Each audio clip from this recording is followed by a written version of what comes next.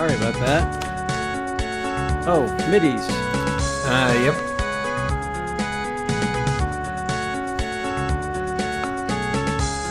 What the heck is this? Oh, I remember this. This is the thing with the saturation. Oh, God, contrast. Perk. What the? What? What do you? I don't know what you're talking about. TV contrast or screen contrast on my end. Oh. It is abominable.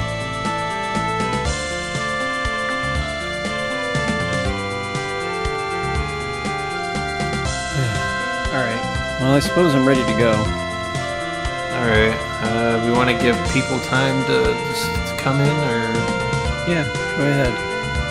See if anyone's going to show up tonight. Since it is a little late.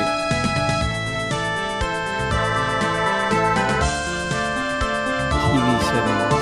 Select picture settings.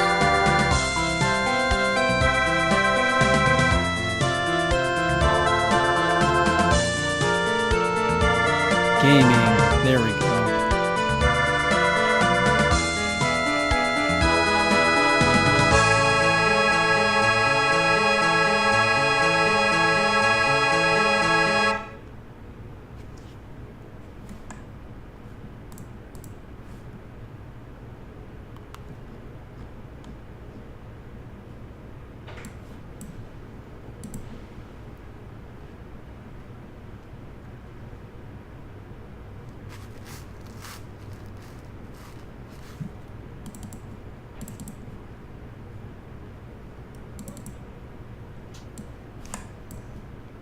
Okay, yeah, NVIDIA control panel.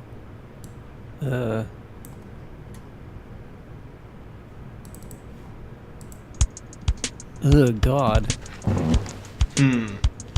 Downgrading from a high refresh rate monitor to a low refresh rate monitor is uncomfortable.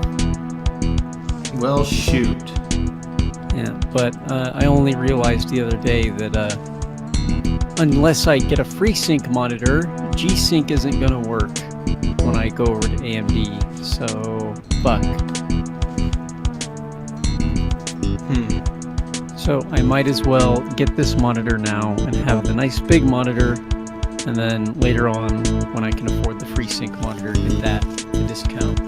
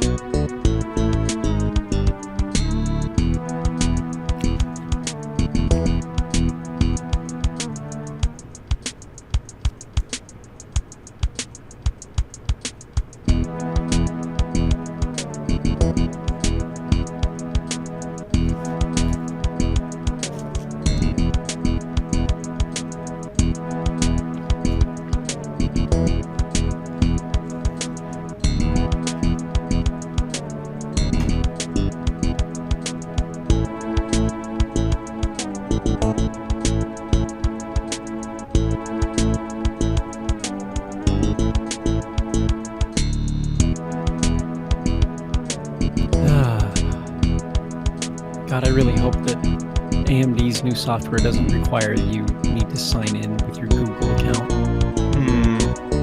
Yeah, just to get your graphics card drivers, you need to make an account. Or you can't update. Seems like a bit of a hassle. Seems like an unnecessary step. Maybe just a little bit. A teeny itty bitty smidge. Yeah. Smadgeroo. Smoocheroony. A smitchel.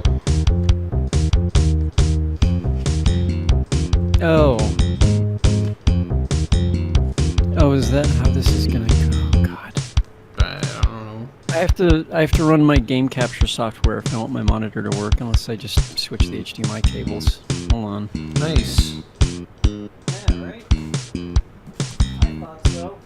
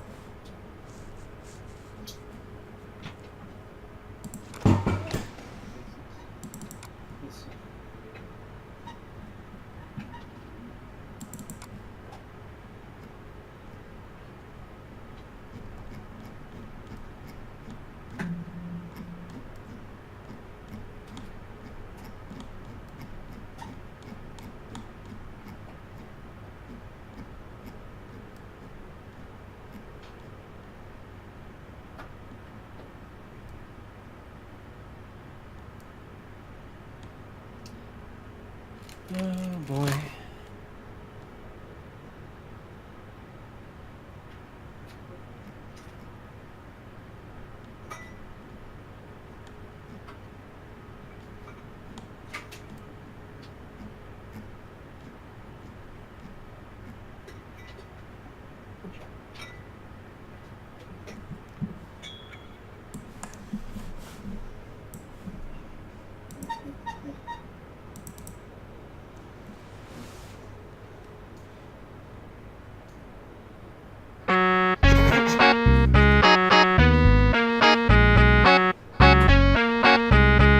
Sorry.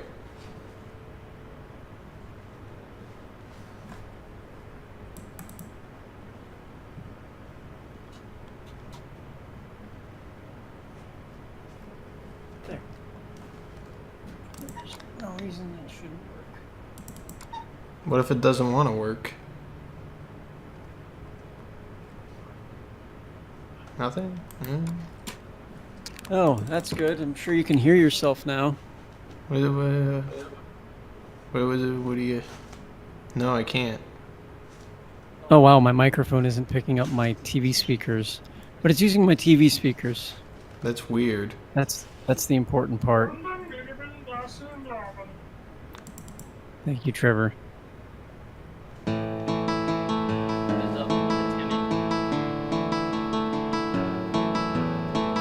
There we go. Say a thing. A thing. Well, thanks for being specific. Sure. Okay. I could say a specific thing. A specific thing. Elaborate. Thank you. Appreciate it. Now, I think I'm finally ready to go. Settled in. Okay. Alright. This hell is done for now. TVs are hell. Yeah, it is a TV, so... Ooh. This is a spicy MIDI. I like spicy.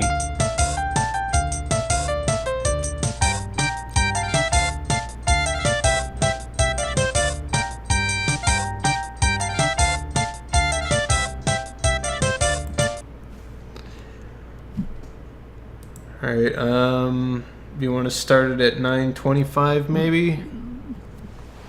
Yes, it sounds good to me. Alright.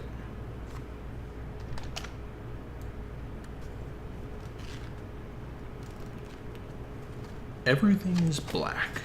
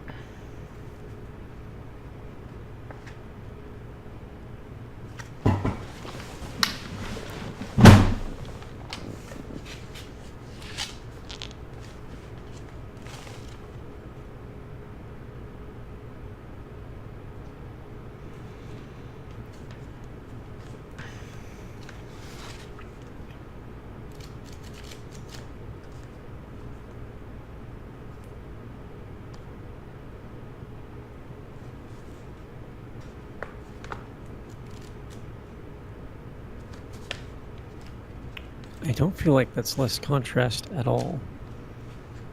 But I do.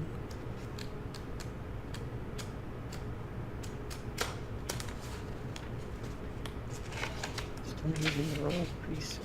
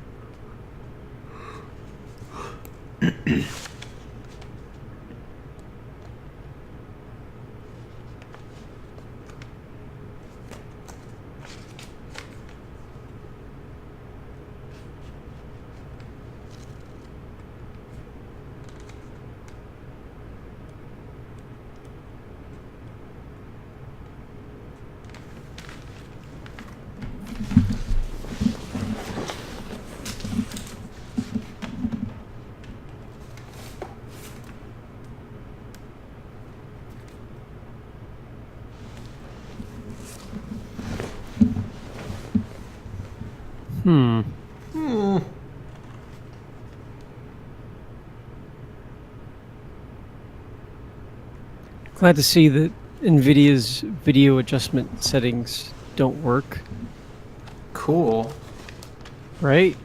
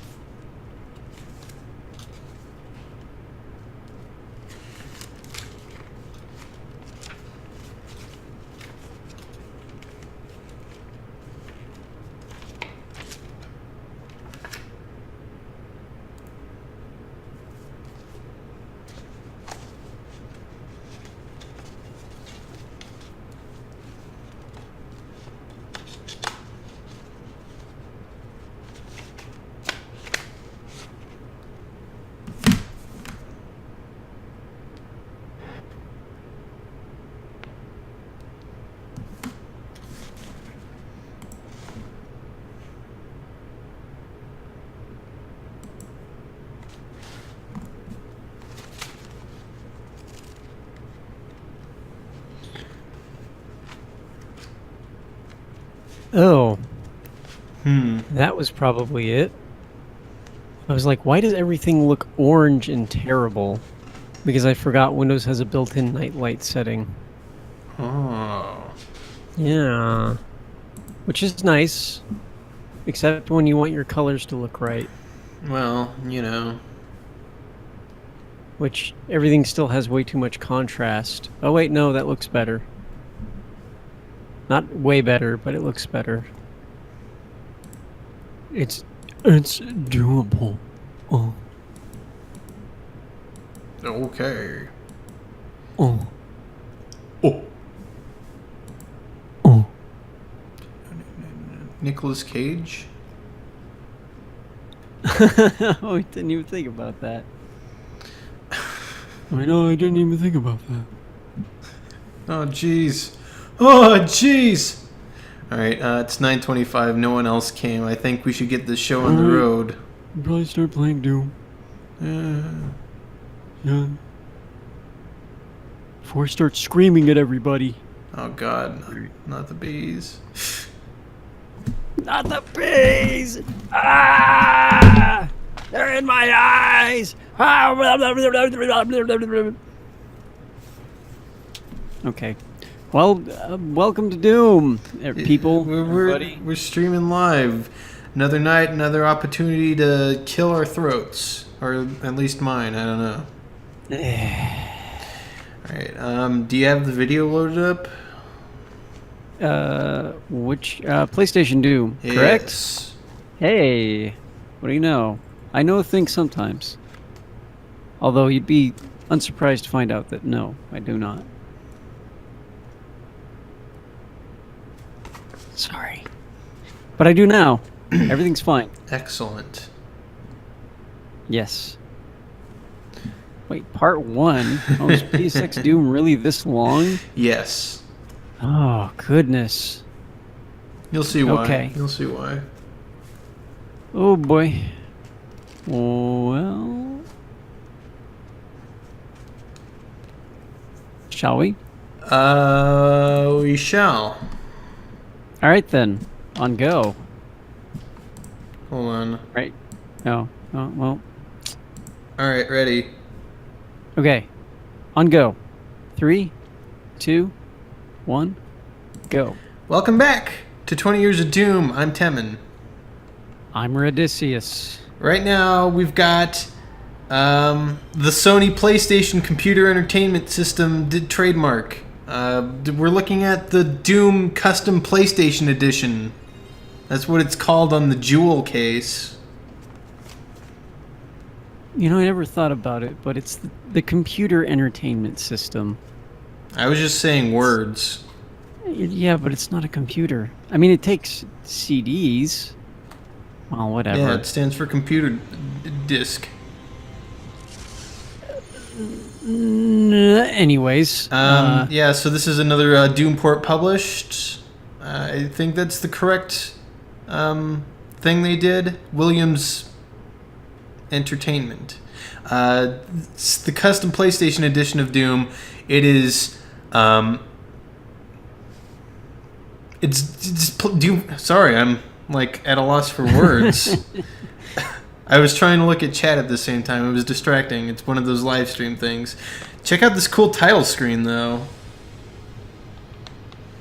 Oh, man. That's right. PlayStation Doom is actually not my favorite Doom, except for the music and all of this stuff with the title menu and blah, blah, blah. Like, oh, God.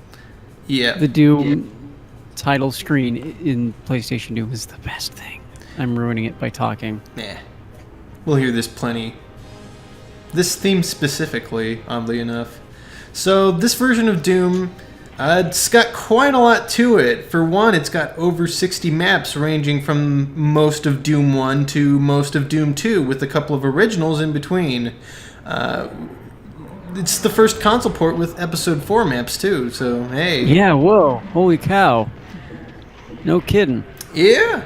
So, along with the ample amount of maps, custom PlayStation Edition has a few other things too, like colored lighting, which wasn't a thing until this version of Doom, and a new custom soundtrack by one Aubrey Hodges, which is a lot darker and more ambient than Bobby Prince's thing.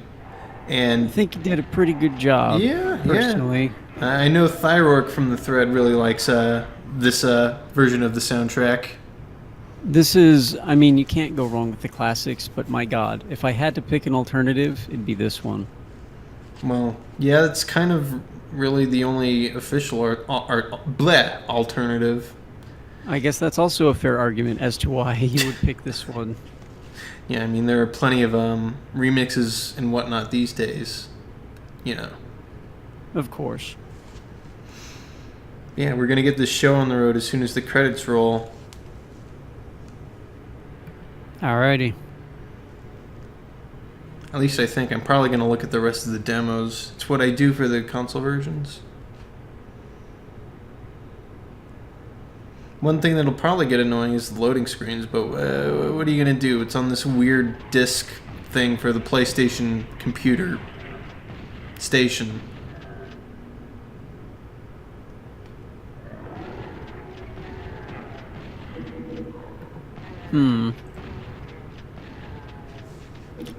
It's very teal in there. Oh my God.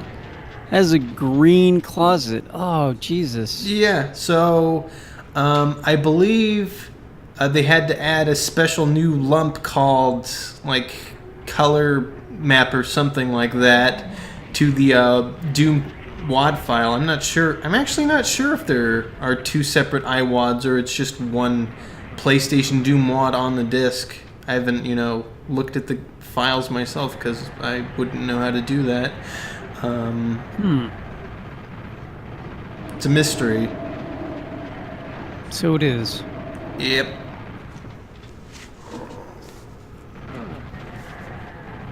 Kind of wish I hadn't lingered so long on the demo screen right now, but oh well.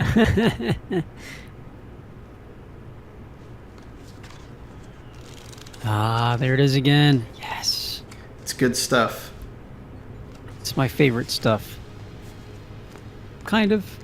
I mean, it's up there. Yeah.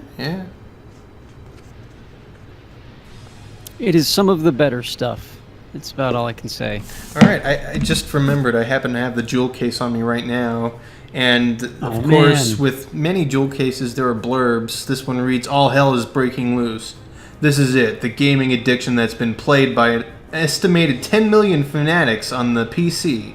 And now it's out in a sweat-soaked, pulse-pounding, adrenaline-wrenching version for the PlayStation trademark game console. It's Doom trademark, the custom PlayStation edition. enhanced to take full advantage of the PlayStation's cutting-edge technology, with over 50 levels of madness and mayhem from Ultimate Doom trademark and Doom 2 trademark. And yes, you can choose from Ultimate Doom and Doom 2, as this corroborates on the screen. Wow, I didn't actually know this encompassed both in one game. Yeah, that was a surprise to me at first. Nice. Yeah. And I thought it was just Doom 2. they got rid of Nightmare difficulty and changed I'm Too Young to Die to I Am a Wimp.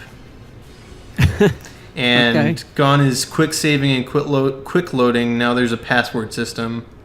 Even with a memory card, I don't think you can actually write your save to file. Just couldn't figure it out. Oh man, this. Oh. Right? It's entirely different with the colors. Something about it just okay. Well, this obviously looks wrong immediately, but Well, without the pillars, man, it's just wrong. it is the official optimized console edition Right, but thing. something about the warm lighting at the beginning of Hangar is that that warms my soul. I Yeah. don't know why. Um, It just looks right. Yeah, it's like space. The sun is shining through space dust onto Phobos. Yes. Oh man. Oh, I I'm should. way more excited for this already. Yeah, this is a good version of Doom. Also in the box, it reads over 50 hellish levels, an all new ambient lighting effects, super fast speed up to 30 frames per second, all new 24 channel man. stereo sound effects, includes original secrets, triggers, switches, and areas to explore. The best monsters, weapons, and bosses from Ultimate Doom and Doom 2. Speaking of, there's a chain gunner in Doom 1. This is all wrong. What? Oh my god, but they gave us a chain gun in the first level. I can't fault them for that. Yeah. So another thing this has going for it, with the mods being mixed into one package, they put Doom 2 stuff in Doom 2 Doom 2 stuff into Doom 1, excluding the super shotgun, which they save until way late into the campaign, but we'll see that later. I guess I'm okay with that. Doom 2, the super shotgun in Doom 1 would just be too much. As we've established, that thing is a murder cannon. Yeah, it's a bit overkill. I haven't even gotten through all the bullet points, man. Oh my god. Okay. Oh, I'm on the last bullet point. How about that? All the classic cheat codes plus a new powerful cheat mode unique to the custom PlayStation edition of Doom. I'm not even sure what that is. Maybe something to look into. Oops. But yeah, there's also multiplayer stuff, but you need to link two PlayStations stations together, and I haven't got that technology. Recorded on an actual PlayStation, by the way, as with all the console ports I've done so far. Of course. True authenticity. Yeah, I've got the hardware. No emulation here. Although I do have this weird. Oh, hey, Pain Elemental and Hangar. This is. What? What are you doing here? Get out of here, you little rascal. Okay, that's a bit bizarre. It's the custom PlayStation edition, man. Now, at the same time, I can't say I'm upset to see that. That's it's absurd enough that it's whoa, okay. Yeah. Nuclear plants. One single Pain Elemental on the first level when you have a chain gun. Yeah, why not? Yeah, sure. They already put a chain gun guy, so. I wouldn't know what's on other difficulties, but that's really my problem. Oh, what difficulty are we playing on? Wimpy? Ultraviolence. Oh no, not just Wimpy. Ultraviolence? Okay. No, save that for the Quake console ports. Seriously. Quake is awful to play on the consoles it came out on. Well, yeah, because they tried to introduce, Quake was the dimensional breaker game. Descent! Sorry. And, you could aim, kind of. There's a whole new level of depth to everything, because there's jumping and platforming and whoa, and it doesn't translate well to, N64 controllers. No, not really. But yeah, as per usual, I think that's all I have on the custom PlayStation edition for the time being. There are some exclusive maps, and they're very few and far between. But we'll get there when we get there. So if you don't have anything else to add, I think it's almost time to read some Knee Deep in the Dead. I think I can add a water bottle to my desk before we begin this adventure, but that's about it. That's a good idea. I would recommend. I've done that. It's hiding behind my microphone. And if you don't mind, I do have Knee Deep in the Dead in a PDF format this time, so much more readable. Oh, check this out. They changed grass on Phobos to slightly deader grass on Phobos. Oh, okay. So it's like rocky grass. Yeah. I'm cool with that. Like it's, I mean, if you look at the background too, it's like semi-terraformed, but the terrain is different. Yeah, Okay. Usually on the console version it's just plain grass, but now it's grass and rocks. I feel so weird for knowing that. I don't know. When you've played Doom that many times, I feel like it's just natural to notice. Sure. I mean, hell, I could walk you through all the weird little discrepancies in Battlezone 98, its patches, its new version, the Redux. All right. Yeah. Gloomy Rube, actually that texture was in Doom 2. It's just weird because it's not in Doom 1 and they put grass on Phobos, and that's the weird joke thing we got going on with the console ports. Yep. All right. Like just somebody's front lawn is on Phobos. Whoops. So have we mentioned I feel like this might be the only console port that does it, or maybe the other ones did, and I'm not remembering. New monster noises? Oh yeah, in addition to the soundtrack, Aubrey Hodges got a whole bunch of new sound effects for all the monsters. I'm not sure if they came from a sound library much like the original Dooms. I think at least some of them were. I can tell you that some of the sound effects do, because that door noise is used in Total Annihilation. Yeah, went a moment ago. Yeah. Can't believe I glazed past that. I guess in my mind it just kind of came with the territory of the new soundtrack, but I guess not. Yeah, well, soundtrack and sound effects are still slightly different areas. Yeah. All right. Okay. So where were we before I go grab my drink? We were on chapter 22. Doom Guy had just gotten through E2M3, I think. There were a bunch of skin cubes going up and down. They didn't know what they were for, so they set them on fire. That's right. The rectangular skin cubes. Yeah. Yep. Now, what page was that is what I'm wondering. For me, it's 157.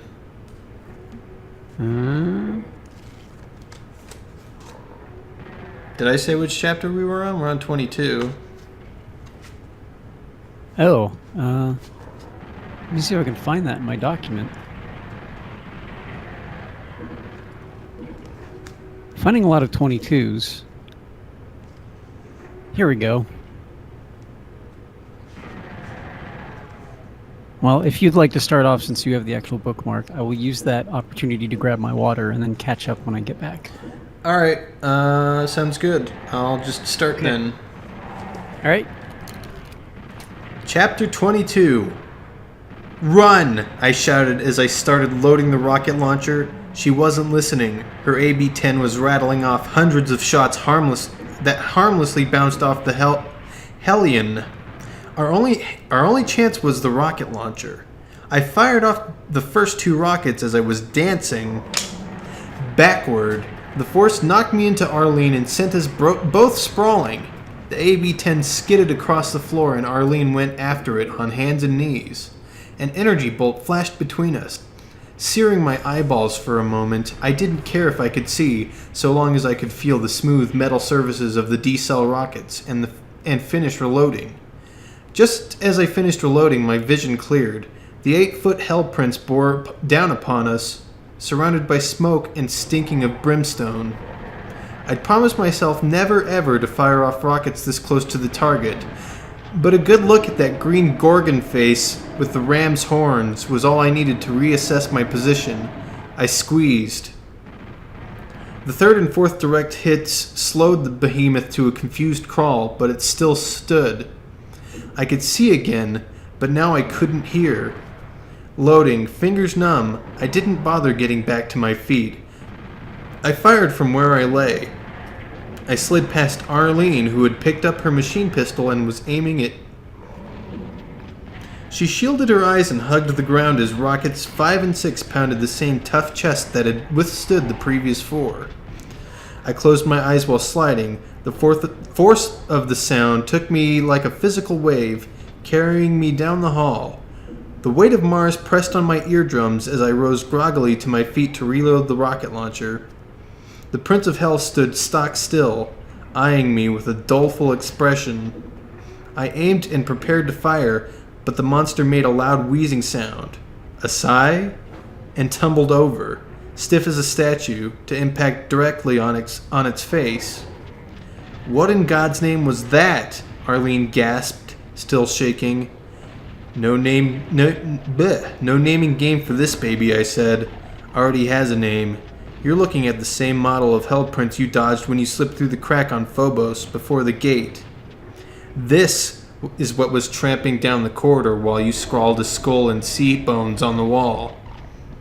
She shook her head, clearing alien cobwebs and appearing truly weary for the first time. "Boy, if the light had been better, you'd have been on your own fly, 'cause I sure as hell wouldn't have wasted 2 seconds making a mark on that monster making a mark with that monster staring me in the face." "Oh yes you would have, egomaniac." We needed all the cheering we could give each other. Picking through the carcasses, it seemed unfair that our only reward would be more ooze exactly where we needed to go. "Damn," said Arlene, "the whole place looks flooded." "You came up with the jogging theory," I reminded her. "Let's find out how good it is." I shouldn't have said anything, for then she insisted on going first, running through the middle of the toxin. I followed close behind, feeling the pain right through my soles. We didn't quite manage to jog, but we did keep up a brisk walk. The toxin slowed us down with a sucking, gripping quality. Each second made me feel like it had been too long since my last checkup. I kept wishing for another of those crazy blue spheres to show up. I was beginning to wonder if I'd imagined the first. All bad things come to an end. We finally made it around the facility to the other elevator in Sector 9. Not 10 feet from where we had started, if only we'd been able to shove through the flesh ivy. I was beginning to hate the ooze more than I did the monsters, except when it was in barrels. The lift was the antique kind with a lever to start and stop rather than buttons. We had a hell of a time trying to get it to stop at the next level down. The level started with a teleporter, not a good sign. As far as I was concerned, my turn to go first, I said. Arlene didn't argue. By the time she arrived 30 seconds later, I was back at work. I'd killed 3 imps and 5 former soldiers/workers, a more dim-witted than usual zombie collection. "My turn to rescue you," she said, but this was duck soup after the Hell Prince. Heck, most of the zombies weren't even armed. "We're getting good at this," I said. "Don't get cocky," she warned. I let it pass without remark. A platform lowered as we approached, as if inviting us to the parlor. Still feeling cocky despite Arlene's warning, I stepped aboard. Arlene followed, of course. At the top, I took a turn and came face to face with another Hell Prince, holding a blue key card in its claws. "Get it! Get it!" Arlene shouted. I didn't know whether she meant the card or the monster, but in either case, I had only 4 rockets left. Not enough. I jerked up the launcher, then paused, staring. Something was weird. Then I realized we were nose to snout, and the thing hadn't screamed yet. Or moved. I edged closer. It was frozen solid, like it had seen a gorgon from Greek mythology, turned to stone. Heart pounding like a pile driver, I stepped close and gently plucked the blue key from its claw. Then I rejoined Arlene on the floor, still shaking. Toxic waste literally surrounded us, the dry space where we stood like an island. The light was good enough to see the other raised machinery platforms making islands in the sea. Arlene found a pole of thin metal. She tapped around for shallow parts and traced a crossable path for the first island. Then she repeated the process until we made it through the toxic goop and into blue glowing corridor. At least the color of the corridor made me glad to have the blue key card. On cue, we ran into a blue trimmed door at the end of the corridor. We crossed into a narrow corridor with red glowing walls, floor and ceiling, so bright that it hurt our eyes. We heard a familiar thud at the end of the hall. It sounded like more flesh blocks. Variety is the spice of life, even on Deimos. The sounds came from a piece of stamping machinery that didn't seem to be the least bit organic. I was grateful for that.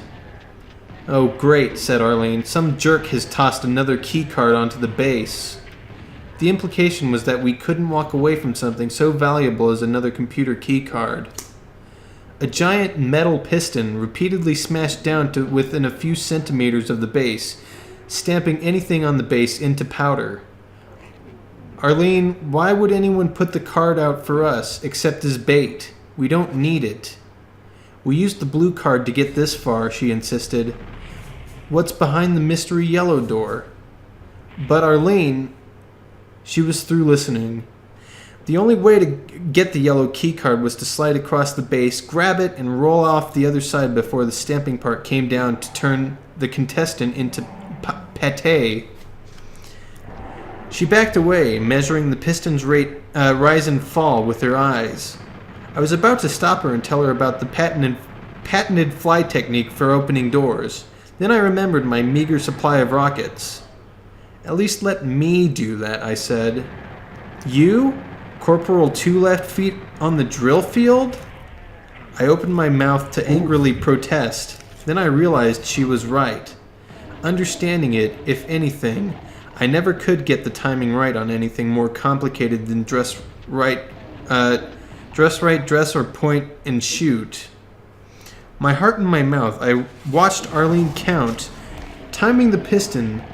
Then quickly, before she could think better of it, or I could object again, she jumped just as it hit the low point and started to rise again.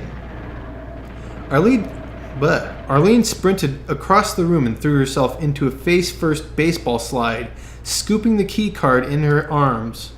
She slid to a halt, but she was still on the base. For an instant, she froze. I couldn't possibly reach her in time, and a horrible image flashed through my mind. If Arlene died in the next cycle, I knew I would jump on the machine and die alongside her. Thank God I didn't have to make that decision. At the last second, she made a panic roll off the platform. Arlene left the keycard on the stamper near the edge, but it was a simple matter when the piston rose to scoop it off where it stood. She pocketed it, and good thing. Past the stamping machine was a thick airlock door, tough as bank vault, surrounded by yellow lights. I doubt a rocket would even have scratched the chrome. Maybe a SAM. The yellow keycard led us into a central circular corridor surrounding a giant cylindrical room. We took a lift down into the room. Once inside, the lift moved up again. Fly, I don't see any switch to bring it back down. Damned if she wasn't right. From inside, the lift door looked like a spine with ribs coming out of it. Once again, no human would ever have made anything like this. The aliens were definitely reworking Deimos, and had been for some time. "I don't like their interior decorator," she said, as if reading my mind.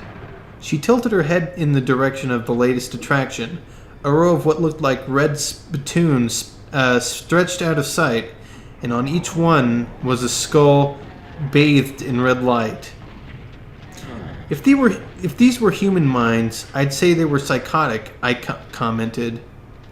You know something, Fly? Every monster we've seen has a head too large or strangely shaped to be mistaken for a human head. Yes. Then how do you account for the skulls?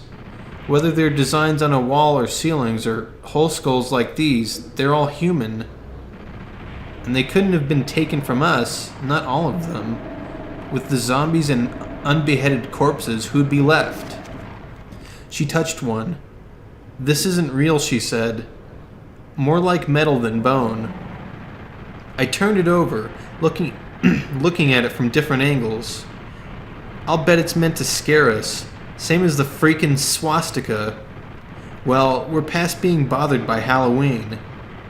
I instantly regretted my choice of words.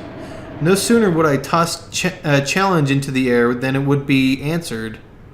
Was someone watching our every move? This time it was a horde of imps, zombies, and a couple of pumpkins coming around the curve of the room, screaming doom in our ears. Fortunately, they were only coming at us from the one direction. We would have no chance if attacked from both directions. Arlene dropped flat, and I let fly with my last rockets. I ignored the imps, concentrating on the two pumpkins, the greater threat. Somebody got careless on the other side, and soon all the monsters were mixing it up among themselves. We drew back around the curve and waited for the silence. Then we slid back and smoked the survivors with shotgun and AB-10. I still had one last rocket. In the course of the fight, somebody, us or them, accidentally activated a switch in the floor that caused part of the staircase to rise.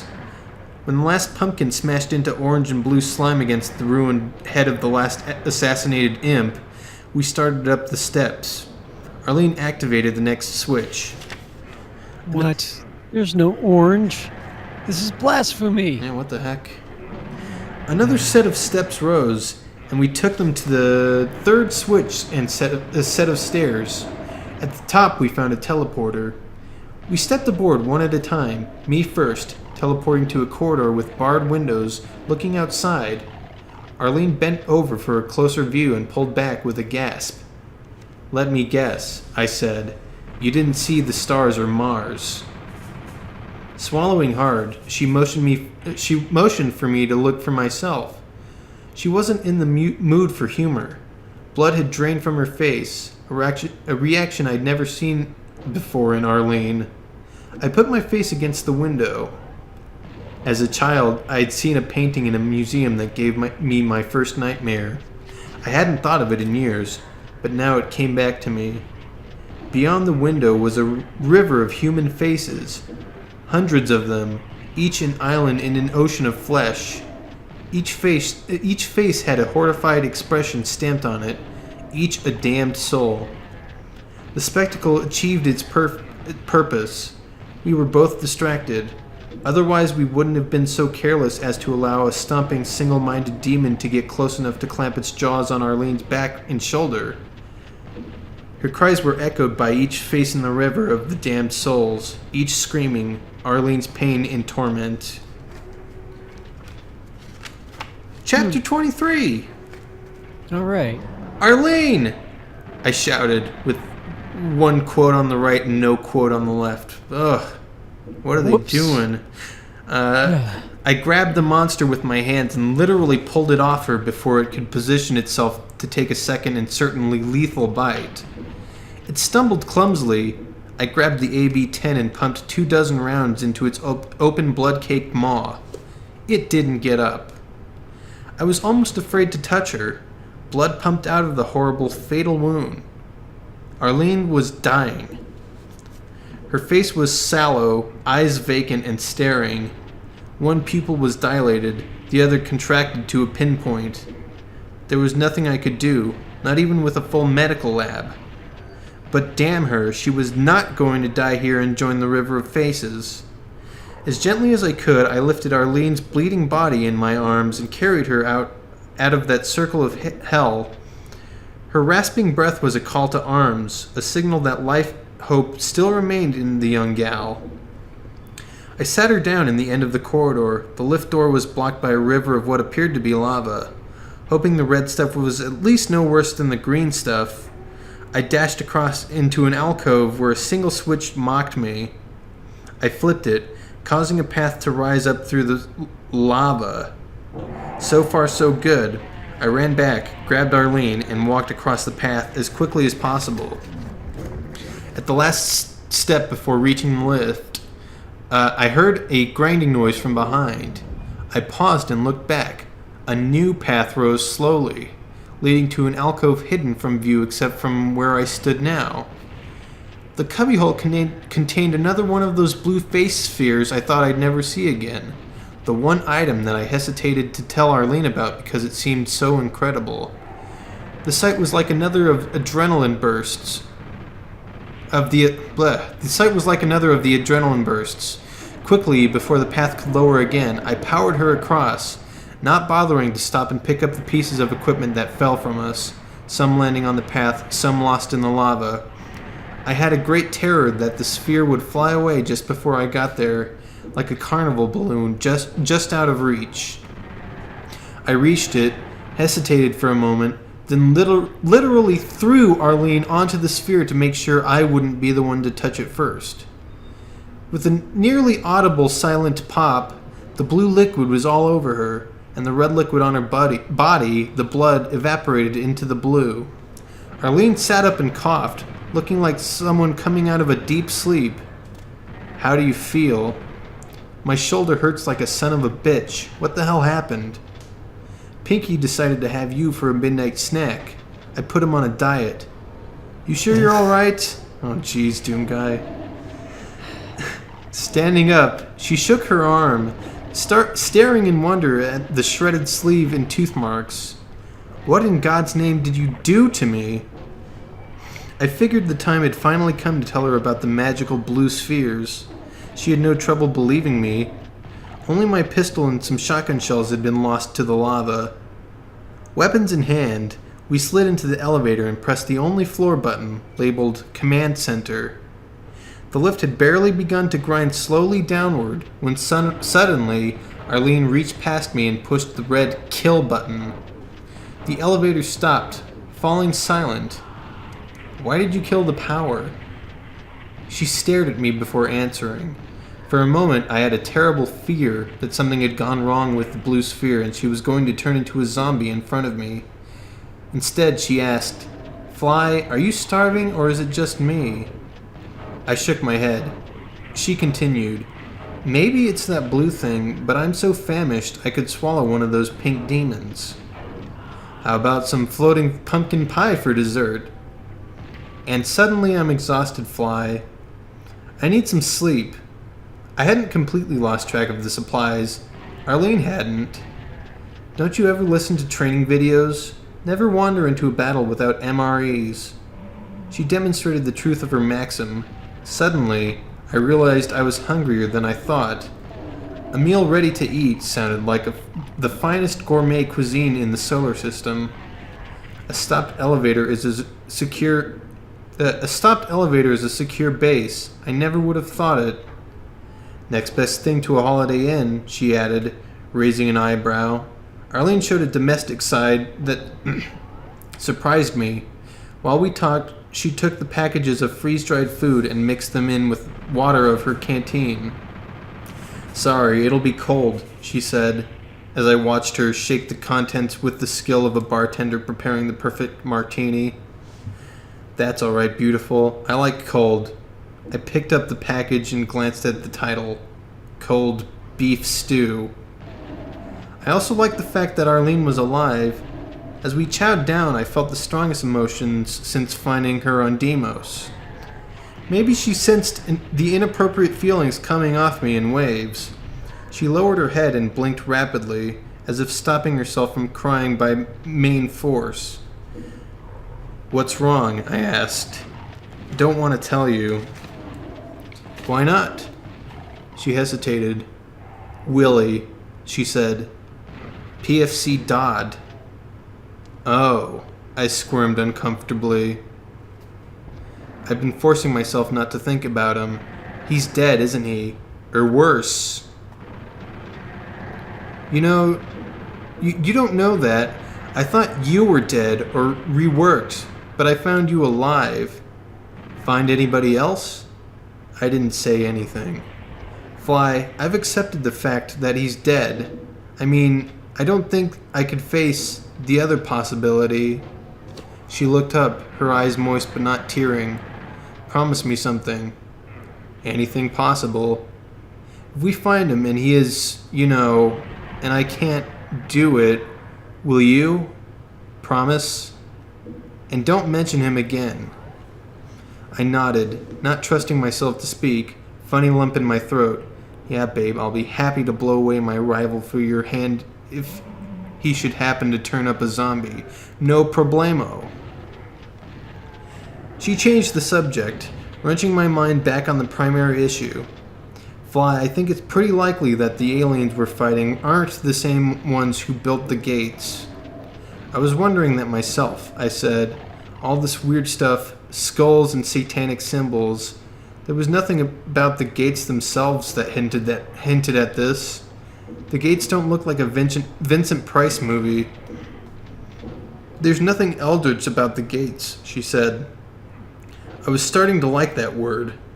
So let's assume these aliens found the gates and discovered a way to turn them on from the other end. But why do they look so much like human-style demons? Genetic engineering, I suggested. They could be deliberately designed to look like our conception of hell, particularly the Hell Princes. They're the dead giveaways. Oh, God. Here comes the doom philosophy. Oh, jeez. Oh, jeez. I guess the alien philosophy. Can't you find some other word for than dead? She begged, a fleck of red tomato paste on her lips. The Hell Princes are just too much like medieval drawings of the devil to be natural. Unless they really are Hell Princes, Arlene said. I shook my head, unwilling to consider that possibility. So we sat in silence for a moment, finishing our food and drink. Much more thinking along those lines, and I'd be ready to take the communion again. I was never really afraid of monsters as a child, Arlene said. Grown-ups were scary enough by themselves. Why invade us at all? What is this for? Good question, she said. Here's another. If they can genetically engineer imps and demons, why do they need human zombie slaves? And why grow human flesh? Maybe they want super zombies, more powerful than these dead excuses for lemmings, but still able to pass among us undetected. Arlene yawned, struggling to show enthusiasm. But that may be their weakness, Fly. The zombies don't amount to much. You and I aren't scared by skulls and evil symbols. What if there's a finite number of the actual monsters and they can't easily recreate them? What if the monsters are too reworked from other creatures the mastermind has to breed and raise? That would mean every horrible creature we kill is one fewer to invade Earth, if they can't be replaced, until the new, improved pod people come online. I liked it. Arlene, if you're right, all we have to do is kill everything, and we end the invasion. We didn't have anything for dessert, so we used imagination to sweeten the conversation. I've been thinking about the idea that they're using Deimos as a spaceship, I said. How can you move something as large as a whole moon? I was thinking some sort of hyperspace tunnel. Yeah, I know, I've been reading too much sci-fi, Fly. I didn't say it. At least it was something, a hypothesis. Maybe there's some way to break through the tunnel walls? I asked. Maybe, but it could also kill us. We don't know if outside the walls has the same physical laws, and even if it does, if there's even any air, it could also disrupt what's happening, maybe destroy Deimos and everything on it. Including us? But that would throw a monkey wrench in their invasion plans, she said with a smile that turned into a yawn. She wasn't bored. Her eyelids were heavy from exhaustion. These creatures run the moon, the ship, I said. Then what horrors guard the tunnel wall? Those faces couldn't be real, could they? I hated those faces. Her head nodded forward and she snored. It wasn't a very loud snore. The elevator was as secure a place as we were likely to find. I sat watch and let her sleep. There was an eerie silence despite the faint vibration. After 4 hours, I woke her up. Your turn, she insisted, rubbing pieces of sleep from her eyes. Don't let me sleep more than 3 hours. Fly, sleep. I command you to sleep, she said, making hypnotic passes. I slept. Not because of the mystic passes, but because of a mudslogger's ability to sleep anywhere. I could have done without the dreams. The river of faces touched something deep in both of us. The place where you store up all your fears and regrets. Going to sleep meant sinking right into that place. I was tangled in a long, sticky fiber like a giant spider web, but at the center of the web was a face made of 100 different faces. I didn't want to look at it, but the face came closer, slowly rotating like a planet, showing different faces spread across its surface, smiles melting into frowns, rows of eyes like so many beads of glass, noses creating an uneven mountain range stretching to the horizon. Then the sphere of blue faces was pressed right against mine, and it had stopped turning. In the center was the face of my long-dead grandfather, as I had seen him in the open casket. His toothless mouth was working, lips twisting, but no sounds came out. I knew what he was saying, though. Dinna let them rework me, Fianna Flynn, me lad. Dinna never let them rework us all, begad. What is that? Is it supposed to be an accent? It's been a while. I don't remember Doom Guy's granddad. I don't know. Has he brought up his granddad? I think so. I just don't remember. Did not let me rework them, Fianna Flynn, my lad. Did not never let them rework us all, begad. I don't know. The sticky fibers became tendrils sliding up my nose and into my mouth, Ew. choking me. The truth is out there. I woke up. What the fuck? You know. That's... What? Flynn? Even in your dreams? Really? God. No sense of timing. Holy shit. Blue tentacles from my grandfather's dead face were sliding up my nose. The truth is out there. Okay. Fuck. Sorry. I'm glad you're following better at this, because I'm just making words come out of my mouth and barely absorbing any of this. It's alright. Can I make one observation while we're paused here too? Yeah. Their theory about the limited number of demons. I hope somebody tells them about the number of Doomwads there are in the future, because I think that theory is wrong. Oh, jeez, they have no idea what they're in for. We just have to kill all the demons and the invasion's over. Well, just wait till nuts.wad and... Oh, jeez. Oh, fudge. Alright. The truth is out there. I woke up in a cold sweat. Arlene was shaking me hard. Fly, are you okay? Sleep is overrated, I gasped. I was just as tired as when I'd put my head down. Standing, I felt dizzy. Probably running a fever, but I didn't want to mention it. There was nothing to be done anyway. I pushed the button back to reactivate the power, then I pushed the floor button, and the elevator continued its trip to the command center. It was a good thing we'd eaten and tried to get some rest. The moment the doors opened, we were in another damned firefight with zombies, imps, pumpkins, and a specter. The ambush trapped us in the lift. We used the lift doors for cover. By the time we worked our way out, we'd cleaned a huge room with the stairways at either end leading up to a split level. There were 6 pillars.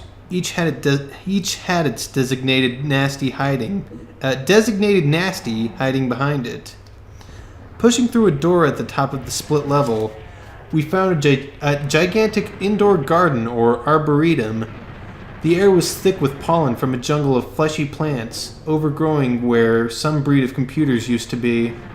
Arlene sneezed repeatedly. I lucked out. I was so exhausted that maybe I wasn't breathing as deeply. You can say one thing for the greenhouse, I observed. Plants are plants here and not combined with machines. Blowing her nose, allergies, Arlene added, and men are men, and so are the women. All that was missing was a handsome horse and blazing 6 guns. The absence of monsters was reason enough to explore. We could breathe later. The primary motif seemed to be a blackish, oily wood that sure as hell never originated on Old Home Planet. Periodically, the wood bubbled and popped, like ulcerated sores in whatever monstrous trees had produced it. I imagined a 3-head Paul Bunyan with axe-handle hands cutting the planks. The ground squished underfoot as we walked. I looked closely and saw incredibly long, wafer-thin sections scooting out from under our feet. We finally reached the end of the arboretum, and the vegetation ran out against puke green marble, just as we'd seen back in the warehouse. "Will you look at that?" said Arlene, pointing at the red-orange curtains of the fire crackling beyond the high walls at a sufficient distance that we weren't roasting. "Now that's bad taste," I said. "Next they'll have Lieutenant Weems in a red devil suit pop out of a cake." "Complete with pointy tail?" she asked wryly. "You have a twisted mind, PFC Sanders." "Better to explore with," I added mentally. I hoped this situation wasn't like those science fiction stories where the terrifying menaces are taken telepathically from the greatest fears of the human beings involved. My worst fears couldn't be this corny. Arlene found a switch that opened a hidden room. We went with the flow. Entering the chamber, we marveled at how different it was from what we'd seen before. The entire room was constructed of that black, oily, ulcerating wood. There was one object in the room, placed at dead center, a boss relief of a demonic monster, more horrible or more ridiculous than we'd ever fought. Every physical attribute of the thing was exaggerated so that it almost seemed to be a cartoon. The largest perturbance of it all was its penis, sticking out at a 45-degree angle. "They've got to be kidding," said Arlene. "I hate to bring it up, but that's probably another switch," I suggested. "I've handled worse," she admitted. Oh gosh. Gee whiz. What is with this guy and his dick switches? I don't know.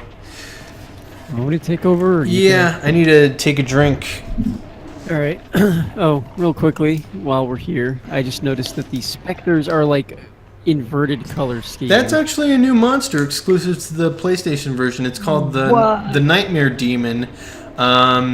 It's basically the demon with inverted colors, yeah, and more health. I think it does more damage, maybe? But yeah, that's exclusive to the PlayStation version, and that's in addition to the specters rather than instead of. Hey, that's pretty cool. I can dig it. Oh yeah, there's a specter right there. What do you know? Yep. All right. Chapter 24. As she flipped the switch, we heard familiar heavy grinding sounds outside in the marble chamber. Being nearer the door, I took a look-see. I wasn't the least bit surprised to see a set of stairs rising up in the marble room, leading straight up to one of the halls of fire. Walls. Arlene joined me in pondering this new development. Neither of us seemed to be in a great hurry to run up those stairs. "Do you feel fireproof?" she asked me. I left my asbestos pajamas back on Earth. "Maybe there's an opening we can't see from down here." "We can only dream," I sighed. I went first. She was close behind, though. And as soon as it became too hot, I had every intention of stopping. I didn't feel any heat at all. Arlene noticed as well. "This isn't a bit like Campfire Girls," she said. "By now all the marshmallows in my pocket should be screaming out, 'Put me on a stick!'" "You've marshmallows?" "No. I don't think it's a real flame. Wait here, Arlene.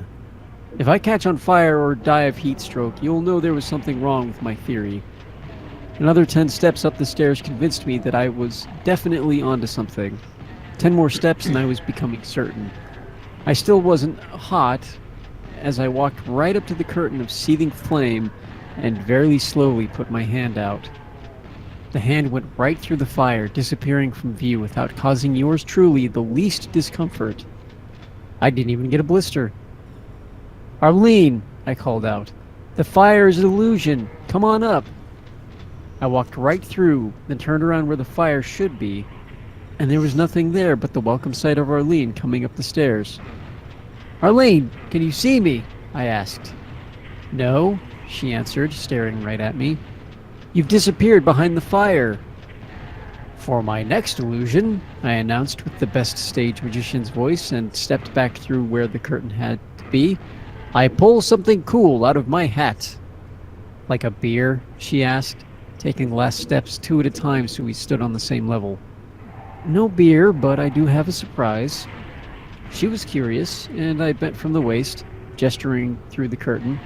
She preceded me to the big surprise. "Oh no," she said, "not another teleporter."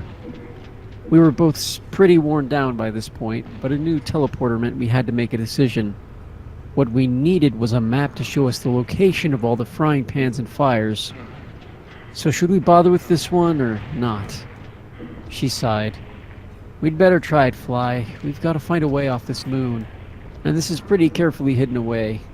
Let's give it a shot, hun." "Who's first this time?" I asked. She hooked her arm in mine. "Let's do it together again." Weapons out, we stepped aboard. With a flash of light, we zapped to a huge room shaped like the spokes of a wagon wheel. "Oh, so you can just both step into a teleporter at the same time?" Yeah, I was gonna say, there's no telefragging going on here. It's kind of wrong. Well, that must be handy. Also, they're actually bothering with the secret levels. Interesting. Yeah, we're going to the Fortress of Despair or whatever. I can't remember the name right now. Boy.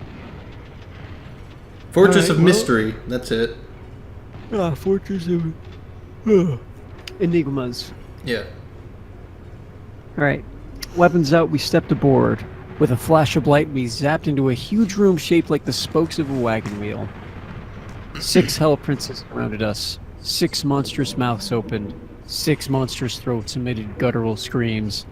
12 angry red eyes burned at us in the dim light.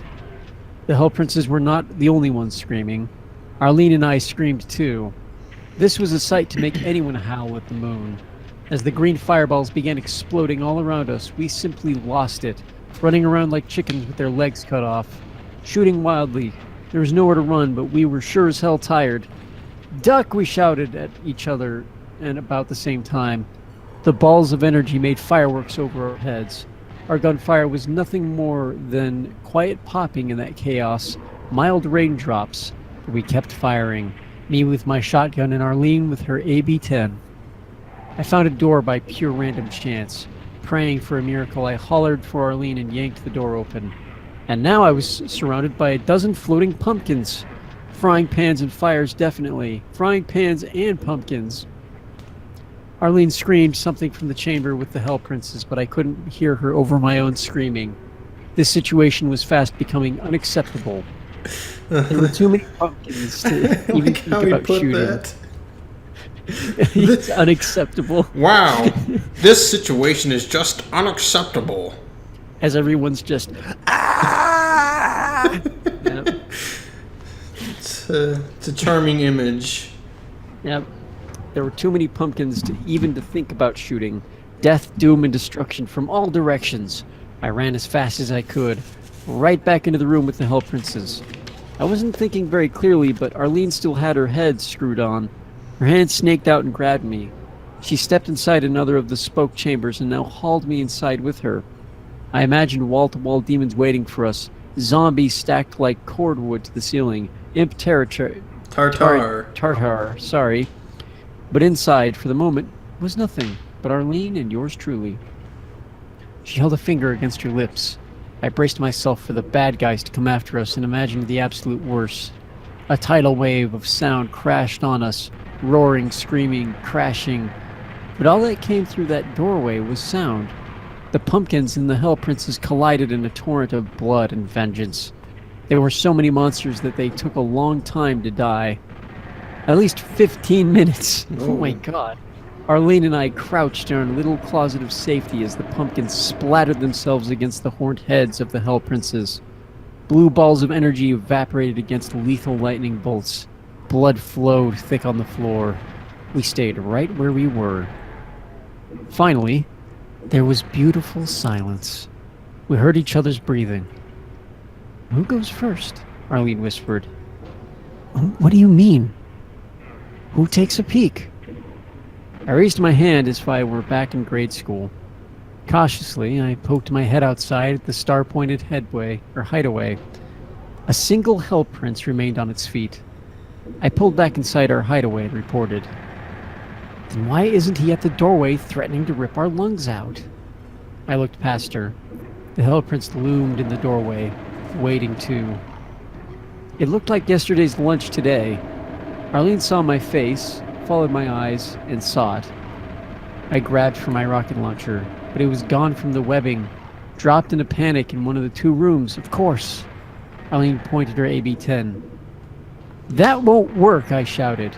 A pea shooter against the most powerful monster we'd run into. Had she gone insane? She pulled the trigger 3 times, and thrice the hammer clicked on an empty chamber. She stared as the mauled, bloody beast staggered forward like Frankenstein's monster, clutching at her. Winding up like the mud hen's star pitcher, she heaved the gun to the Minotaur's ugly face. Good God. I'm watching an old episode of Superman, I thought. It blinked. The horned head shook slowly back and forth, left to right, as if trying to remember something. Then it fell, straight as a toppling redwood to the cold marble. Dead. "I didn't even know he was sick," said Arlene. We both burst into hysterical laughter, stress released. The floor was slippery with slick, tacky pumpkin juice, and we almost slipped several times. Clambering across the body of another Hell Prince, Arlene pushed into the pumpkins room and shouted, "You won't believe this!" "What?" I was hunting for my good pal, Mr. Launcher. "Get your butt in here! Please get your butt in here, Corporal." There it was. I snagged it and clambered after her. Clambered. The light was flickering, but I could see well enough. Crucified on the walls were the mutilated bodies of 4 Hell Princes, with spidery trails of dried blood extending from their hands. If those hams with claws on the end could be called hands. Jesus, Mary, and Joseph. What the hell is going on here? Blasphemy, chanted my memory nuns. Demons crucified in mockery of our Lord. The Hell Princes were killed a long time ago. The dried blood told us that much. We made a circuit of the chamber and found plastic spheres with cracks so that they could swing open or close as easily. Wait, what? Did I skip a line? We made a circuit of the chamber and found plastic spheres with cracks so that they could swing open or close as easily. Right. All the spheres were empty, but they were just the size to hold pumpkins. "Pumpkin nests," said Arlene. Pumpkin nests. Okay. Yep, these are real pumpkin eggs. So cacodemons are birds. Okay. Well, they can fly, so... Yeah. Oh my god, so they have really, really tiny wings that flap like hummingbird wings, but like 1,000 times faster. Gosh. Oh. I stared a while longer at the 4 crucified bodies of the Minotaurs. My god. It must have been the damned pumpkins themselves put the princes up there. They must hate them worse than they do us. It was a religious revelation for both of us. "No wonder it's so easy to pit them against each other," said Arlene in awe. They despise and loathe each other so much, they proudly display each other's ripped carcasses. She looked up at me, face lighting up. Jesus, Fly, we have a chance to win. I saw where she was headed. I had thought that the monster aliens were simply so bad-tempered that when a zombie stumbled in the way of an imp, fireball, or a demon took a bullet meant for one of us, they lost their concentration and turned on each other with mindless ferocity. But mindless ferocity didn't explain the cold, deliberate crucifixation of hell princes by pumpkins, did it? Man, that's a sentence that you could tell somebody out of context to get a weird face. Yeah. Yeah. Man, that made me lose my place. Shit. Something. The master. Oh, did I skip? Such a contemplative act yes. required a deep, abiding animosity or hatred, and the single-minded determination to torture. Thank you. Something, the mastermind, held them together, but left to themselves, the natural inclination of each monster would be to hunt down all the other kinds and kill them. The thought certainly suggested our tactic. Kill the damned mastermind and let the nature take her course. Now the only question was where in this hell that mastermind was. We continued searching the pumpkin room. We found it stuffed with ammo, everything from rockets to shells to rounds for Arlene's depleted AB-10. The various firefights had run us dry. After loading up, we pushed past one of the crucified Hellprince bodies and checked out the rest of the wagon wheel. Not a creature was stirring, not even a zombie. "Shall we teleport?" asked Arlene. "After what happened the last time we teleported. We going to spend the rest of our lives on this karmic wheel? Après-vous. Wait, après-vous? Après-vous. Après-vous. Bodhisattva. I can't read that. Bodhisattva. That's the best I've got. Yeah, that's... Alright. We teleported together. Appearing on a platform in a metallic room, we saw a door with a blue trim that sure as shooting required a blue key card. Arlene went over to it and put her ear to it. "I hear what might be a lift operating. I guess we go that-a-way." Key. Who's got the key?" I asked. Another typical day on the job. Teleport. Get a key. Open a door. Find a teleport. Arlene smiled. "I guess we're in a rut." Chapter 25. Nothing remarkable about this area, except one dark section that was just begging for a flashlight. Hold on. I'm going to reposition my window so I'm not craning my neck to read this. You're alright? There we go.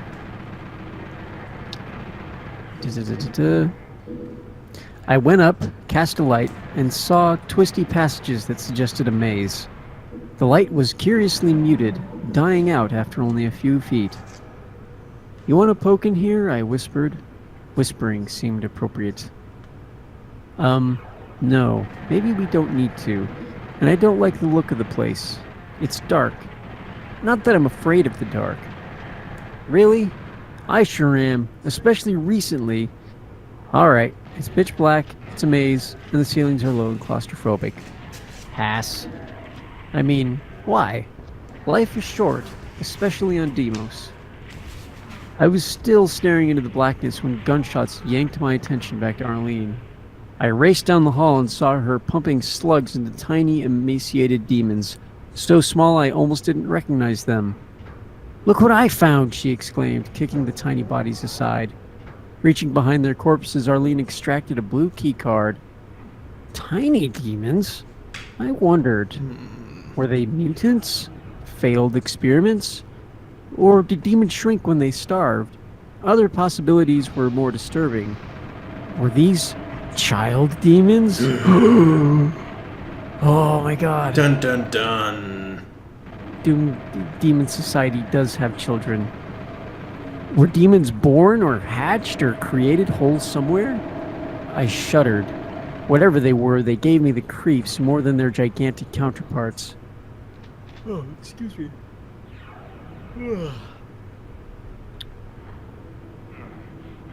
Oh no. Wait, yes, okay, found it.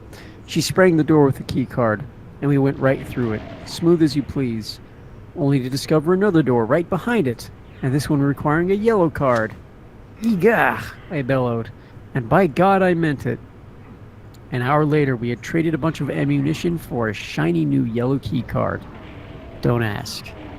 Well, I mean, you could have explained the level, but okay.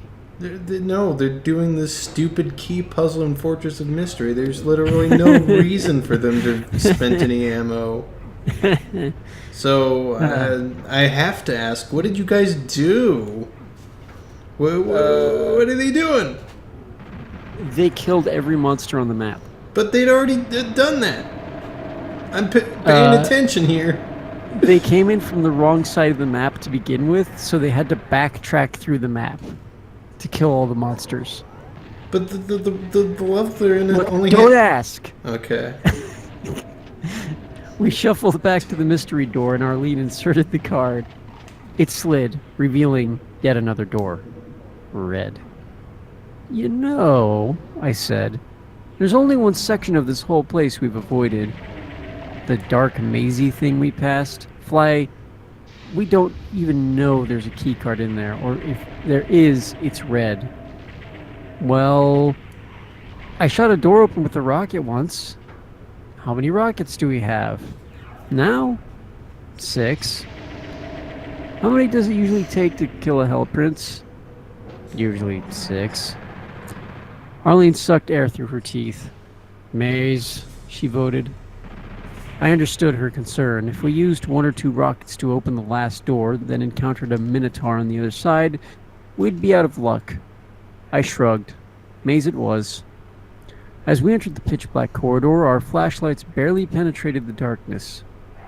There must be some kind of neutralizing or dampening field, Arlene whispered behind me. This bit was too close to that Jules Verne movie where the members of the expedition get separated in the dark. I wasn't going to let that happen to us. Fly, didn't I see a pair of goggles of some sort back in the yellow key room? Did you? What of it? Could they be light amplification goggles? That sounded like a good excuse to get out of the dark. Actually, anything sounded like a good excuse to get out of that dark maze. I had the creepy feeling that creatures were shadowing us, creatures that didn't need light amp goggles. We returned the way we had come, and sure enough, the goggles were there. Arlene was right. 1 pair. Will these even work in energy-sucking field? I wondered. Arlene shrugged. How else could we find out? At the mouth of the maze, we hesitated. Who was to wear them? We settled it scientifically. My vision was 20/40, barely good enough to avoid glasses. Arlene's was 20/15, better than perfect. In other words, she got the goggles. Besides, she was the girl. I don't know why that occurred to me then. She seemed to get the goggles an awful lot. She put them on and adjusted for ambient light, then led me back into the tunnel of darkness. I don't even like haunted house rides at amusement parks. Oh, spit, she said. Don't give me any bad news. Battery's low. I told you not to give me any bad news. The goggles keep fading in and out. She'd stopped walking forward and I bumped up against her again. Or maybe it's because of the field, but they're lower power than the flashlights. And they do work. Sort of. She started moving again, and as dark as it was, I made believe I was her shadow, hand on her shoulder. Tell me what you see. Everything is green and fuzzy. It's like looking at the world through a Coke bottle. Oh man, old glass green Coke bottles. Or green glass, excuse me. About 5 minutes into the maze, Arlene dived to the side, bowling me over. An exploding ball of energy lit up our surroundings for a fraction of a second, but all I saw was the back of Arlene's head. Hell Prince, she shouted. Fly, use the launcher. Can't we run? No, she said, strangely insistent. We've got to fight it. I unslung and waited, staring wide-eyed into the black. Where? Where is it? I'll guide you, Arlene said, voice lower, more in control. Holding her shoulders so she wouldn't be between me and my monster, I tried to aim the rocket with the other hand. I couldn't do it. Still. Stand still, beside me, she urged. Right now. Listen. Another lightning ball scorched the air, pounding the wall just above my head, and I dropped the damned weapon. She didn't miss a beat. It's right at your feet, Fly. Bend down, pick it up. Why don't you take it? You can see. Fly, I don't know how to shoot it. Never checked out on it. Now shoulder it, damn you. Aim me. I was becoming impatient. Oh my God. But I knew she was working as fast as she could. Left. To the left. More. Elevate. Shoot now. I squeezed the firing ring. The flare of the rockets lit up a cone of vision around us, but I still couldn't see the attacker. Where is he? Where? Never mind. You winged him, Fly. Glancing blow to the stomach knocked him down. Aim me again. The second shot scored a direct hit. Normally that wouldn't stop a Hell Prince. He'd only redoubled his efforts. But this one must have gotten lazy in the maze, only encountering victims occasionally, and no resistance worth mentioning. Suddenly, I realized we were facing a Minotaur in something like its natural habitat. Aim me! Fire! Aim me! I loaded my sixth and final round. Where? Arlene waited a long time. Fly, you knocked it to its butt in a chair thing with your last shot. It's still breathing, but it's not getting up. We waited. The situation remained static. All right, kid, I said. I guess we're officially clear. And now I can officially tell you why we had to fight. Look at this. Whoops. Feel this. A key card. Though I have no idea what color. They all look green to me. That slime had it in its claws. You mean it was there while I fired rockets at the Hell Prince? I could have destroyed the key too. Well, that's why I kept it a secret. Now aren't you glad you saved those rockets? I guess so, I said, not bothering to point out that if we hadn't gone into the maze at all, just used 1 or 2 rockets on the door, we'd be out of here by now, and Reacher and rockets to boot. We started trekking back, and with the unerring instinct such items have, the batteries chose that moment to burn out. Eileen tipped me off with, "Damn it to hell." She pulled the goggles off and shoved them into her pocket. God, Fly, I don't want to die in the dark. I thought she had a perfectly reasonable attitude. The idea of being caught and torn to shreds when you can't even see to fight back didn't appeal to me either. I had a vague idea of the way we must return. I took her hand and led her as fast as possible in that direction. Even found time to pray again. The nuns always knew the power of a dark room to inspire piety. After all that, I really was in no mood for a damned imp waiting for us when we'd almost made it through the maze.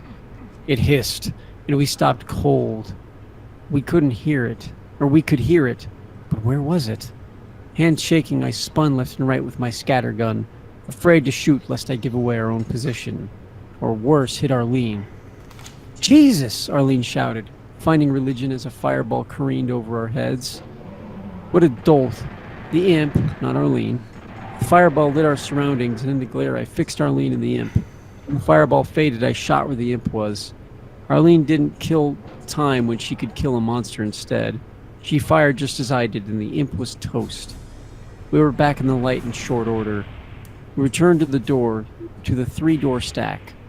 I performed the honors of opening the last door, popping through, finding the lift, pressing the down button, and asking Arlene if she didn't enjoy the music, screams, and explosions behind us.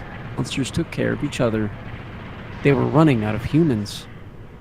This is a hell of an invasion, she said. You can say that again. Demos must have been listening and eager to confirm every prejudice we had. As the lift door slid open at the next level down, we found ourselves staring into the hugest, hairiest, foulest, pinkest butt I'd ever seen.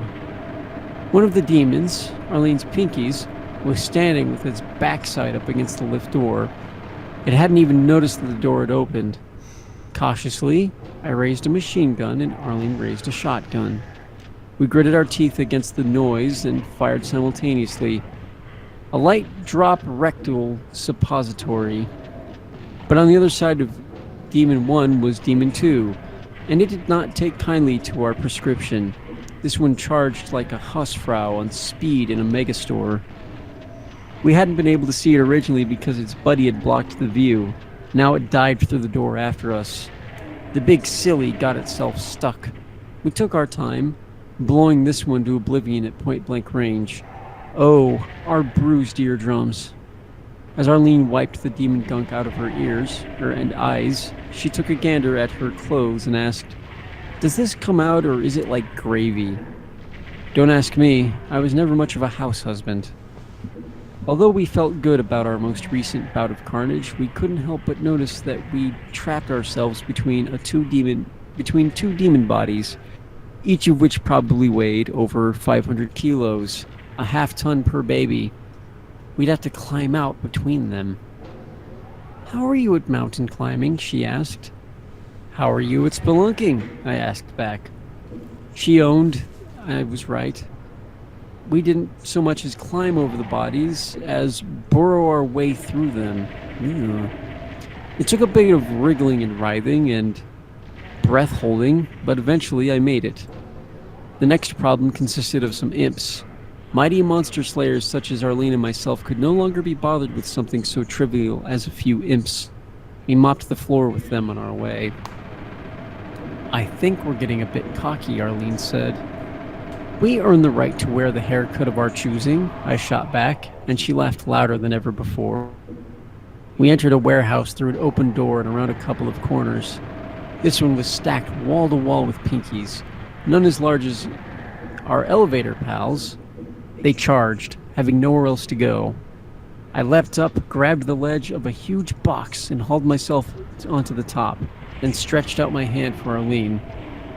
The way the demons screamed and growled and pounded on the box, you'd think they didn't appreciate initiative and quick thinking.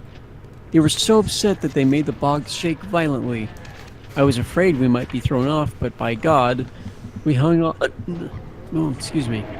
Then we aimed, squeezed, and eventually the box stopped shaking. We didn't have any trouble getting down. Now we had a moment to enjoy the new decor. The motif here was gleaming chrome and intricate blued enamel. The appearance was rather sci-fi, actually.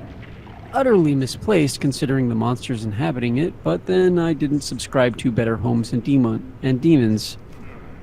Then we kicked the door at the far end. Well, I kicked it, and found the spawning bats themselves. Huge metal containers they were, a heaping helping of pure evil. Cisterns containing a weird toxic green junk, but not thick like the slime. Inside each container was the body of a half-formed monster. Arlene, on a whim of personal revulsion against the aliens, shot one of the partly formed torsos. The wound sealed up with a giant sucking sound, and the creature continued cooking. "How do you stop something like this?" she asked. I wish I knew. We can give up the hope of a finite number of the things.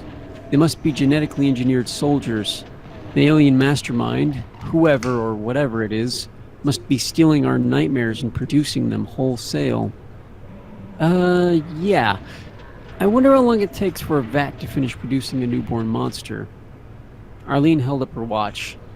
6 minutes later, the one she'd shot was finished, and none for the worse for wear. She shot it again as it stumbled out of the vat. Again, and again. Now the bullets worked. We repeated the experiment several more times at 6-minute intervals. "The fluid is life-preserving as well as life-producing," I said. "But when a critter is born..." "In other words," Arlene said, "we can't do abortion, but we sure as hell can nail them as newborns." She wrinkled her brow. "Let's do a rough calculation. At 6 minutes to cook a monster, that's 10 creatures per hour per vat. Say 64 vats in the room means 600 creatures per hour just from this one room.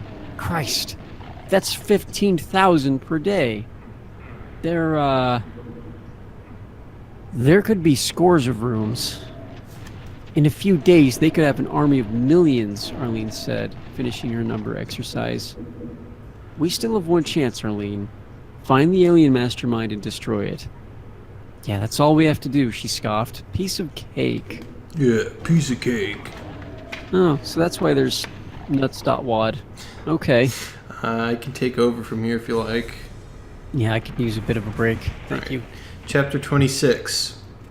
Too many monsters. Monsters, monsters, I muttered. Monsters, monsters everywhere, she echoed. I don't suppose it matters if there are any new types. We're doomed no matter what. Don't say that, Arlene. We've been able to kill everything we've come up against so far.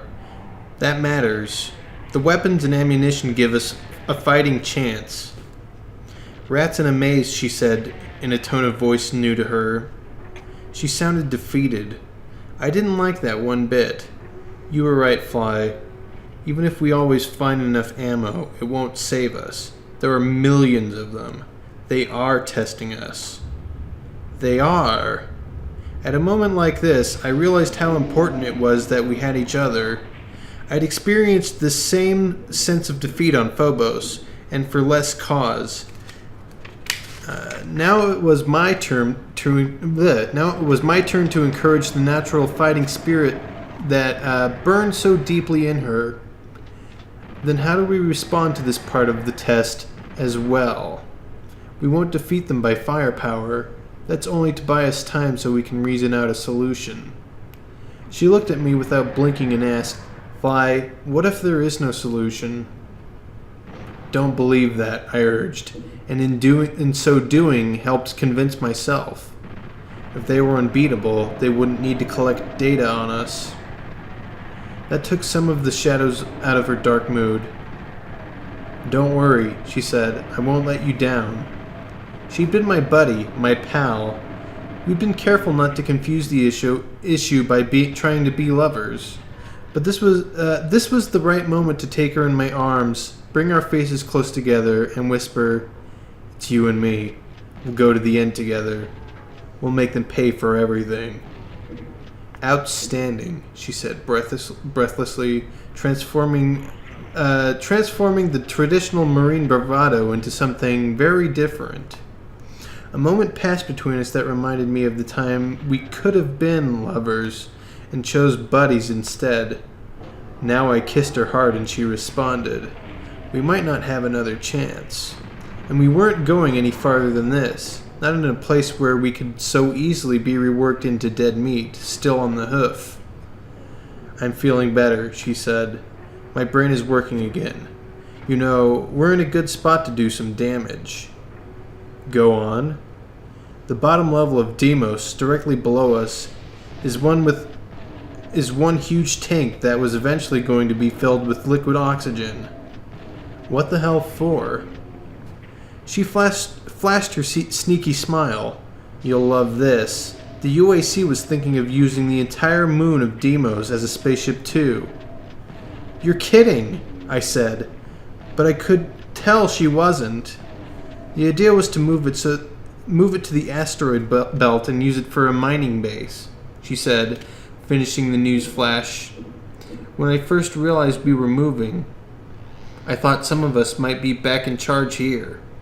Then I suspected the more horrible possibility of a human-alien alliance. Jesus, what a morbid imagination.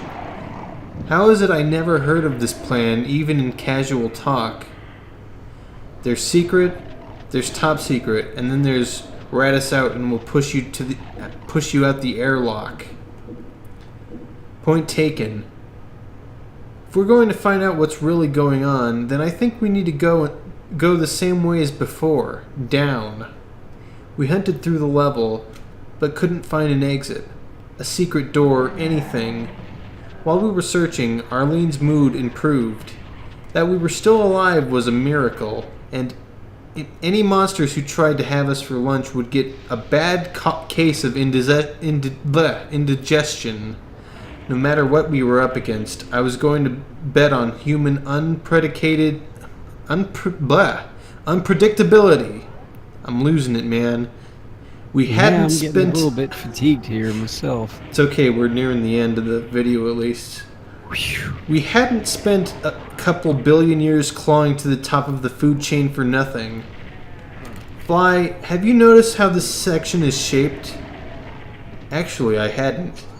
We'd been working our way along the inside of the wall in search of switches. It's shaped like a skull, she said. These guys are running out of ideas, I answered. Those two pillars over there, she said, pointing, are the eyes. Cute, I said. Less cute was the pumpkin that suddenly came out of nowhere and began firing at us. Arlene and I hadn't shot anything in whole minutes. We deflated the pumpkin, and this one acted more like a balloon with the air let out. This one acted more like a balloon with the air let out than any of its brothers. What? Anyway, as it zigged and zagged on the way down. Period. Full stop. Reading. We chased it beyond 2 pillars, where we found its limp, leaking remains sitting like a cork on a narrow ladder tube leading down. At last, she said, a guidepost. Just what this place needs, I concurred. And now what? Should we still continue down? Or was it time to settle once and for all whether we were bugging out and reporting or going after the mastermind ourselves? I stared at the tube. So far as I could tell, down was still the only way out. So far, our paths still coincided. But there would come a time when one of us would have to prevail. Either Arlene's romantic sense of duty to the entire human race, or my more practical duty to her as my buddy, as a Marine, and, alright, let's face it, and as a man to a woman. We popped the cork and climbed down, what seemed like 200 meters, down into the heart of the lock's tank. The climb was long enough to make us tired, even if we weren't carrying all the crap that was necessary to keep us alive. By the time we reached the bottom, my hands were aching and my right knee was acting up. I could imagine how Arlene was feeling from the way she tottered on her feet. I hurried over to catch her if she fell, but she recovered herself and made no comment. We found a cozy room with 4 doors and a single switch in the center. "Do you hear that?" Arlene asked. Until she mentioned it, I hadn't heard anything but our heavy breathing. But then I noticed something so unbelievably loud that a deaf man should have felt it. Concentration is a funny thing. It sounded like the World Trade Center taking a stroll just outside. We rotated slowly, tracking the noise, and I thought about that movie where the Tyrannosaurus stomping around. We rotated slowly, tracking the noise, and I thought about that movie. Oh god, I just went in a circle. Well, Fly, what now? I doubt we could climb back up again. I looked up. The hole we'd climbed through was far over our heads. We already know there's no way to get us out in that direction. We're here. If an exit exists, it has to be through one of those doors. Besides, we came here to do a job, Fly, even if that means fighting Godzilla. I shrugged. What else was there to say? 1 switch, 4 doors, which one does it open? I went to a door at random and tried to open it manually. Nothing. It wouldn't budge, even when I kicked it. The behemoth still marched back and forth outside, shaking the entire building with every step. I can't help it, I said at last. I'm a born lever puller. You're repeating yourself, Arlene repeated. She flattened against a wall as I slapped the switch, then joined her. All 4 doors opened smoothly, simultaneously. Move out, I shouted. As fast as we could, we bolted through the door and entered a tiny Garagel-like room looking into a brilliantly lit silver and white chrome-covered keep, the size of Texas. Wings from the central room extended like an X into the huge tank. We slid outside on the double. The sound of the walking skyscraper inspired speed on our part, and that was without even bothering to look behind us to see what was making all the ruckus. Halfway to one of the wings, I couldn't stand the suspense. Like Mrs. Lot, I looked back. I thought I'd seen everything. After imps and demons and pumpkins and hell princes, I'd be able to handle anything else they threw at us. At least that's what I thought. I'd also thought the hell princes were giants. When I first saw them, my skill was in for a rude awakening. Mother Mary, I shouted involuntarily. The others weren't monsters any longer. Not compared to this.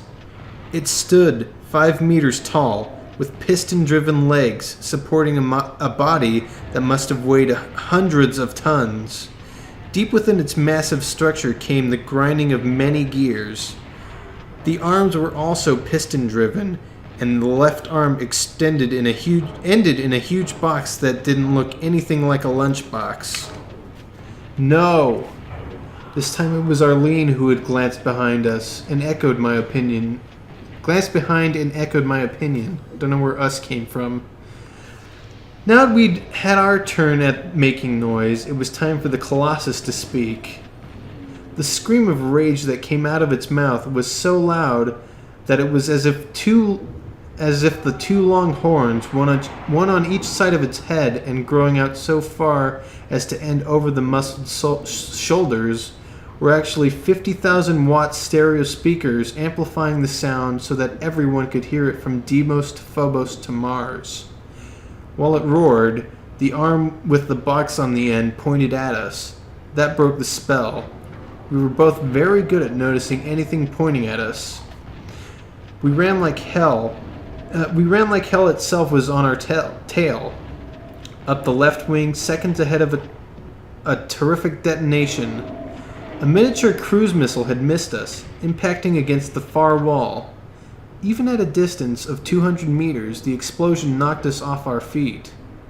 We ran as we'd never run before, as all the 18-wheelers in the universe were coming at us on a downgrade to doom.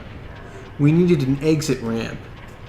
"Look!" Arlene screamed, looking at a narrow hole where the wings joined the central building. We just exited. She dived through without a hitch. Me, I got stuck. It was Phobos all over again, but I wasn't going to waste an opportunity, even with the wits scared out of me.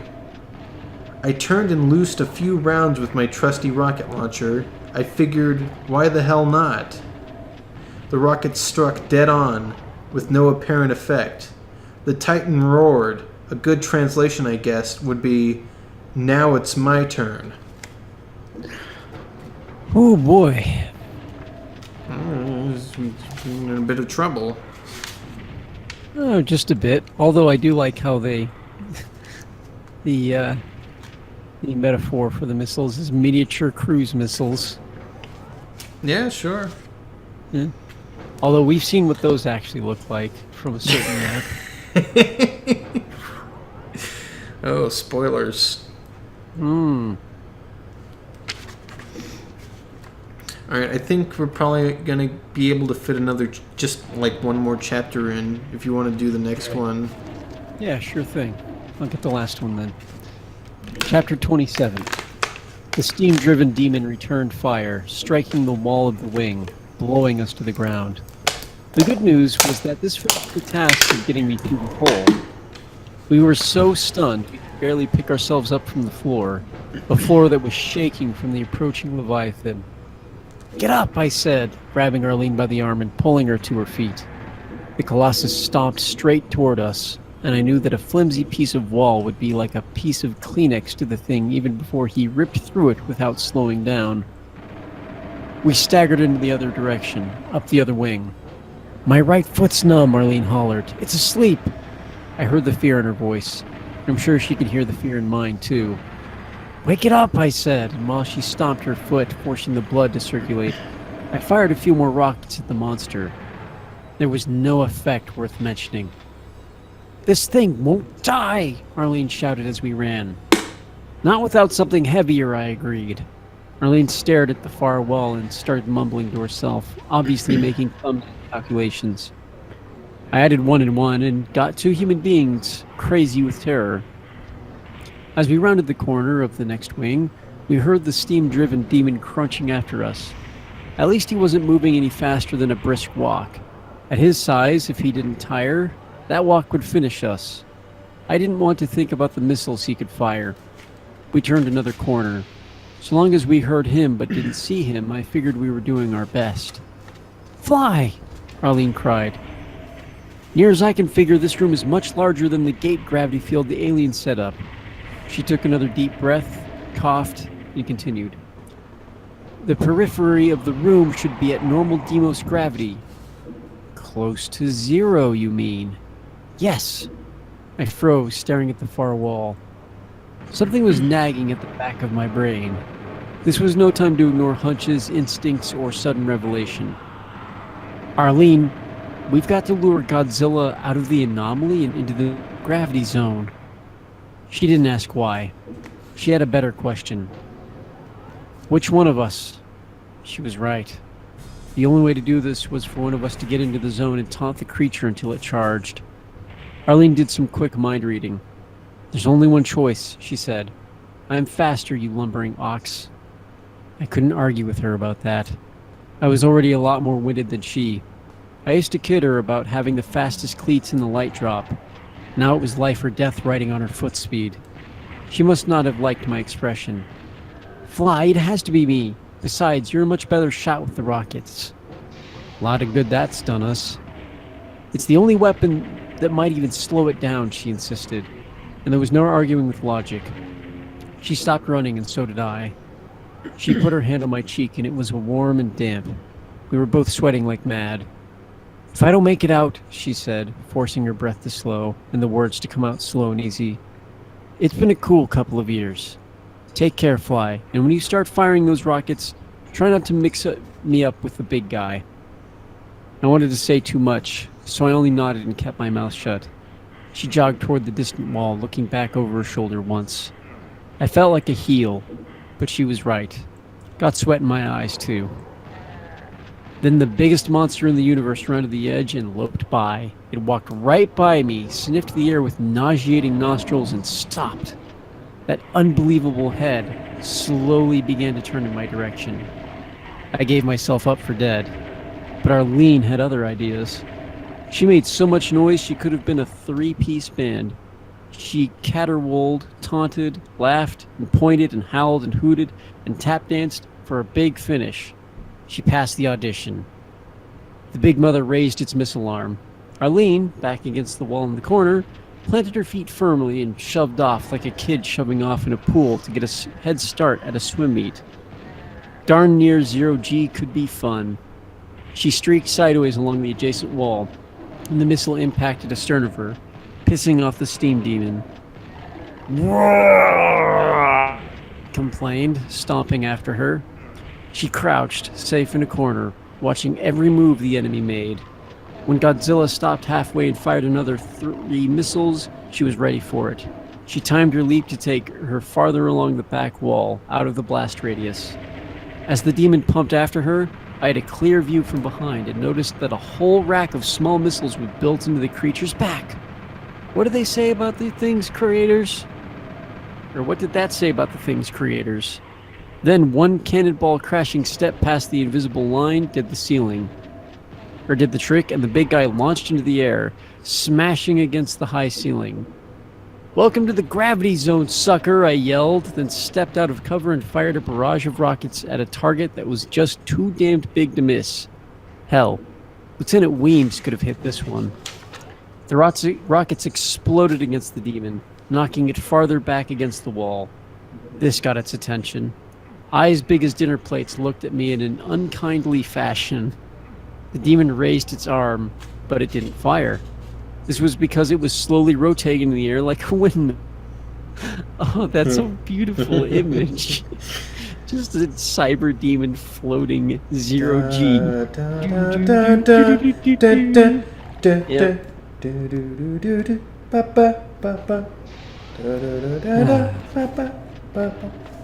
Every time it lined me up for a shot, it had shifted again. And while it was unable to steady itself, I kept firing rockets. By the time it managed to stabilize itself and line up a shot, I had pumped a total of 15 rockets. 15! And it didn't give a spit. Realizing that sooner or later the steam demon might get off a missile in my direction, I made plans. The essence of virtually every martial art, and they taught us a lot in the light drop infantry, is to use the other guy's own weapons against him. Like, what the hell? What did I have to lose except my life and all Earth? I stood perfectly visible and stopped shooting. I wanted that Titanic SOB to finally bring its missile launcher to bear. Sounds stupid, I know. But it really was all part of the plan. I meant to do that. Behind me, the walls came to a point, and there was another hole in the wing, just begging for me to fill her up. I waited until the steam demon drew a bead on me. Then I dived into the slit as it fired. By the time the cruise missile impacted against the wing wall, I'd rolled on the other side of it, protected. What happened next was in the hands of Sir Isaac Newton. The force of the shot threw the demon backward against the wall with such terrific force that 5 meters of solid monster was torn to shreds. It sounded as if an entire supermarket had been slam dunked into the side of a mountain. Woo! Oh, okay. The next sound was music to my ears. Arlene giving a war cry of such glee and joy that I wanted to join her around some prehistoric campfire to gloat over the dead enemy and marvel at our revival.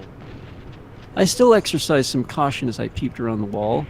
A few lights still flashed and flickered on the demon as it feebly tried to crawl, but this baby wasn't going to bother us anymore. Shall we put it out of its misery? Shall we put it out of our misery? Asked Arlene as she rejoined me. Does it deserve so merciful a fate? I asked. She raised an eyebrow in surprise. Sometimes I think she underestimated my intelligence. What? Only girl Marines can get away with sounding pompous? Best to play it safe, she said. I don't want to get back on that merry-go-round. I nodded. It only took the rest of my rockets, fired point blank, to turn the prone body into cotton candy. Whose turn is it to name the new monster? I asked when the job was done. You saw it first, she said. All right then. Steam Demon. That's what I kept thinking when I watched it. Not bad, Fly. You're getting better at this. Maybe you could be a writer. No need to be insulting, I said, patting her on the head in a patronizing way. This time I could get away with it. I felt good. It's not every day you trick an unstoppable force into an immovable object. We explored and found a huge round manhole floor near where the demon was originally standing. Perhaps it had been performing guard duty. Arlene did the inspection and laughed. You're going to love this, she said, standing up. Let me guess. It needs a key. You don't like having to mess with keys, do you? Not when I'm fresh out of rockets, but we had plenty of time for a scavenger hunt. Great. Whoever came up with the need for all these keys was on par with the guy who invented cross-merging back onto Earth. No torture too severe. I'll bet I know where this is, or I'll bet I know where it is, Arlene said. Following her lead, we returned to the still sparking, burning body of the steam demon. Arlene found a key stuck in a slot in the creature's belly. So he had definitely been a guardian. She started to pull it out and quickly yanked her hand away, cussing. What's the matter? It's freaking hot! Being careful not to burn herself on the quickly slagging metal, she gingerly extracted it, shielding her eyes from the heat with her other hand. Wisps of steam rose off the purple computer keycard, but it retained its shape. She grinned like a kid who'd just gotten a prize in the cereal box. Ooh, purple keycard. We ran to the door in the floor, the hole for a mole. Arlene plugged it into the slot. The hatch rose, then rotated open. Through this opening, we saw a brilliant, eye-hurting red. A rickety wooden ladder descended out of sight. I can hardly believe it, she said. Believe what? Has to be, babe. Fly. We're looking right at the wall of the hyperspace tunnel itself. We looked long and hard. Now what? She asked. I shrugged. When there's no data, flip a coin. After all, the ladder wasn't even charred. I reached my naked hand down into the redness. Excuse me. I touched a color. Arlene touched my shoulder. What does it feel like? She asked. I told her. You'd think it would be hot, but it isn't. It's ice cold. Weird, she said, and put her hand down next to mine. So what's outside a hyperspace wormhole? She asked. Outer space, I suggested. That river of faces we saw earlier. Heaven and hell. Death. We glanced at each other and nodded. Holding hands, we took a deep breath and stepped into the redness. Crimson red, fire engine red, rose red, blood red, lipstick red, Martian red. The color curled around us like cold, smothering Arctic water, filling our brains with the redness of death. We were on fire, but I felt no pain. The experience was not pleasant. The flames burned away our clothing and weapons, but not our skin. The latter vanished. It was only in our minds, anyway. For a while, we slipped and slid as if we were at a crazy amusement park, but at least we could see. No matter how bad a situation, I was always grateful for light.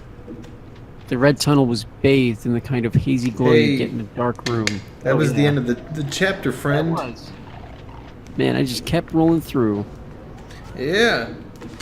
Well, that's as good a place as any to stop. They made it to episode 3 and lost all their clothes and weapons again. Yeah. Great. I guess that's the explanation for chapter transitions, is you go through hyperspace and people can do it, it's fine. Physical belongings can't, though. Yeah. Sure. And in the first map of every episode in Doom guy's just running around with no clothes on. Yeah, pretty much. Well, except for maybe episode 1, but yeah. But yeah, that was a good place to stop too, because we're in the spawning vats, and that's near the end of this part of the recording. And the PlayStation version has a little special difference to it compared to the other console versions. It's not huge, but it's kind of important if you want to see all the levels. I do. Yeah. Well, first I'm gonna.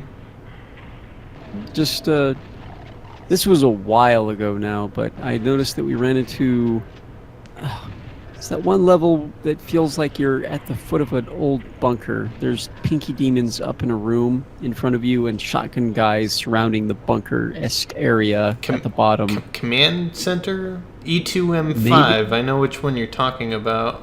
Right. It was extremely blue, and the inside of the bunker was red. And I just thought that was bizarre looking. Sure, yeah. Oh, yeah, speaking of red, that whole last paragraph was practically about you. They said Right? red like 15 times in a row. I know. It was they were. It was full of me, and they went into me, and that felt kind of weird. You felt especially 'cause I icy just had cold. fast food. That's kind of... Well, you did have Dairy Queen not too long Yeah. ago. Well, it's probably all the ice cream I ate. Yeah, it's kind of... I'm actually technically still eating ice cream, which explains it. Yeah, there you go. Yeah.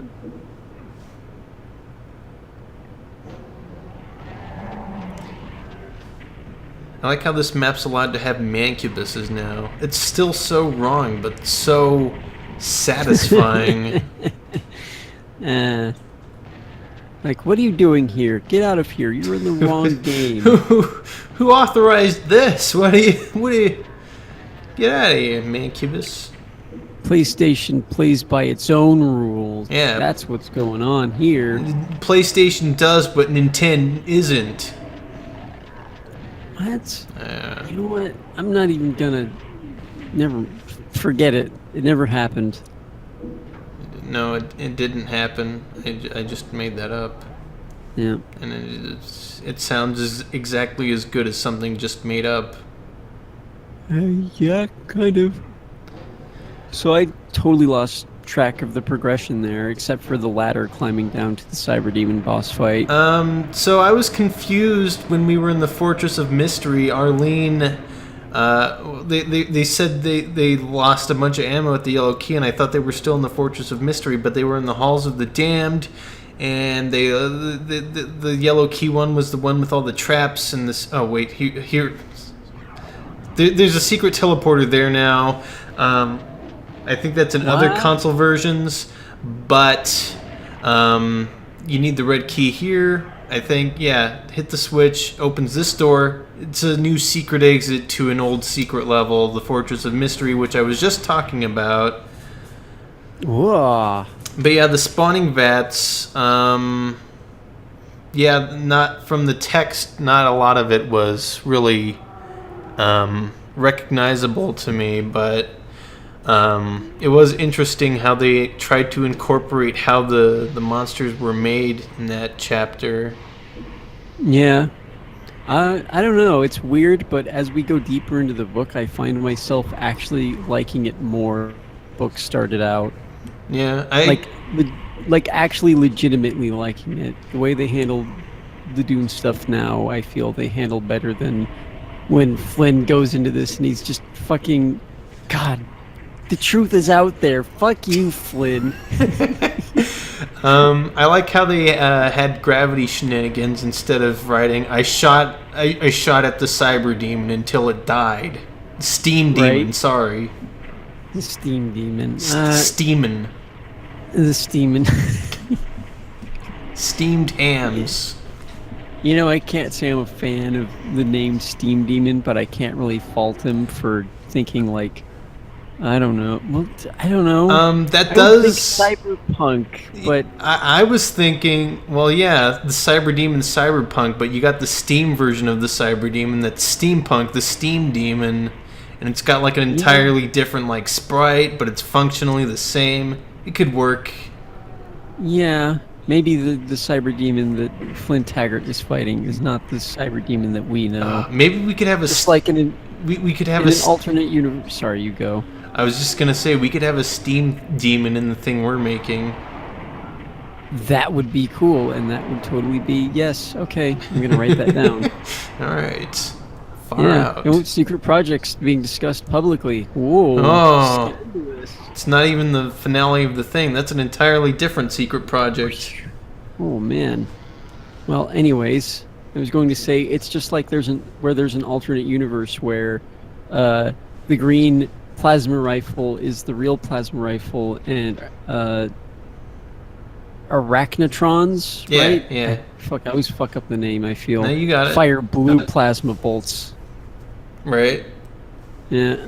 It's just like that. And in this universe there are steam demons. Nice. Yeah. Okay then.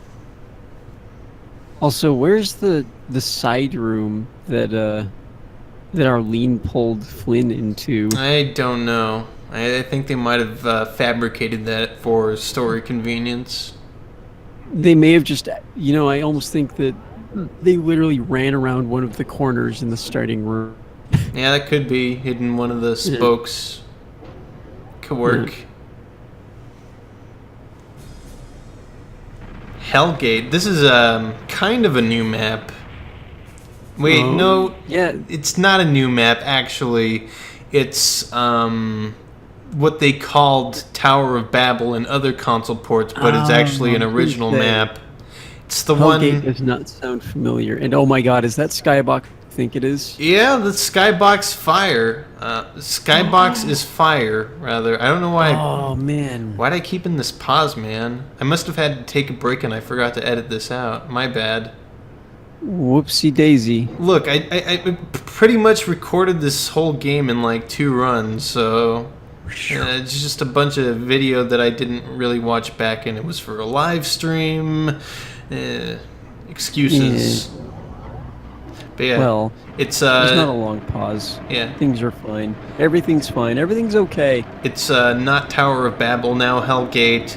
It's got the arena, and it's gonna have the really anticlimactic ending after we shoot a bunch of monsters, maybe some barons, definitely some barrels. No hell princes. Flynn Taggart. Okay. I am digging that the skybox is just the fire effect from the main menu. That makes me happy for reasons I can't fathom. Yeah, that's a thing that, as far as I know, none of the other console ports of Doom could do was animated skies. Yeah, actually, now that I think about it, that's something that really no other anything of Doom has done.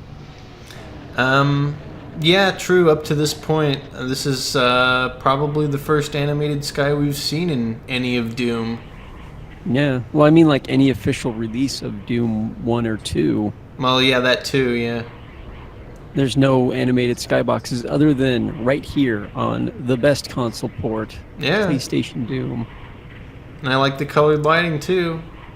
Mm-hmm. It's Yeah, no, there are parts where the color lighting is weird, but rather than cause problems, except for that one weirdly ultra green room that was kind of funky, it adds to that surreal nightmare feeling, which is pretty great.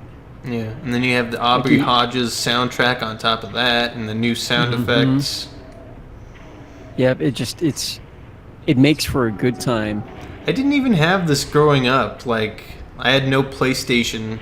This would have been really cool to have, I think. Yeah, I wish I had known that this existed, Yeah. like way sooner. I actually, Doom on the PlayStation, and then I would have played it, and it would have been the best goddamn thing. yeah, exactly. Like every argument I'd ever had about if PlayStation is better than N64, I would have just pointed to Doom PSX to make my point.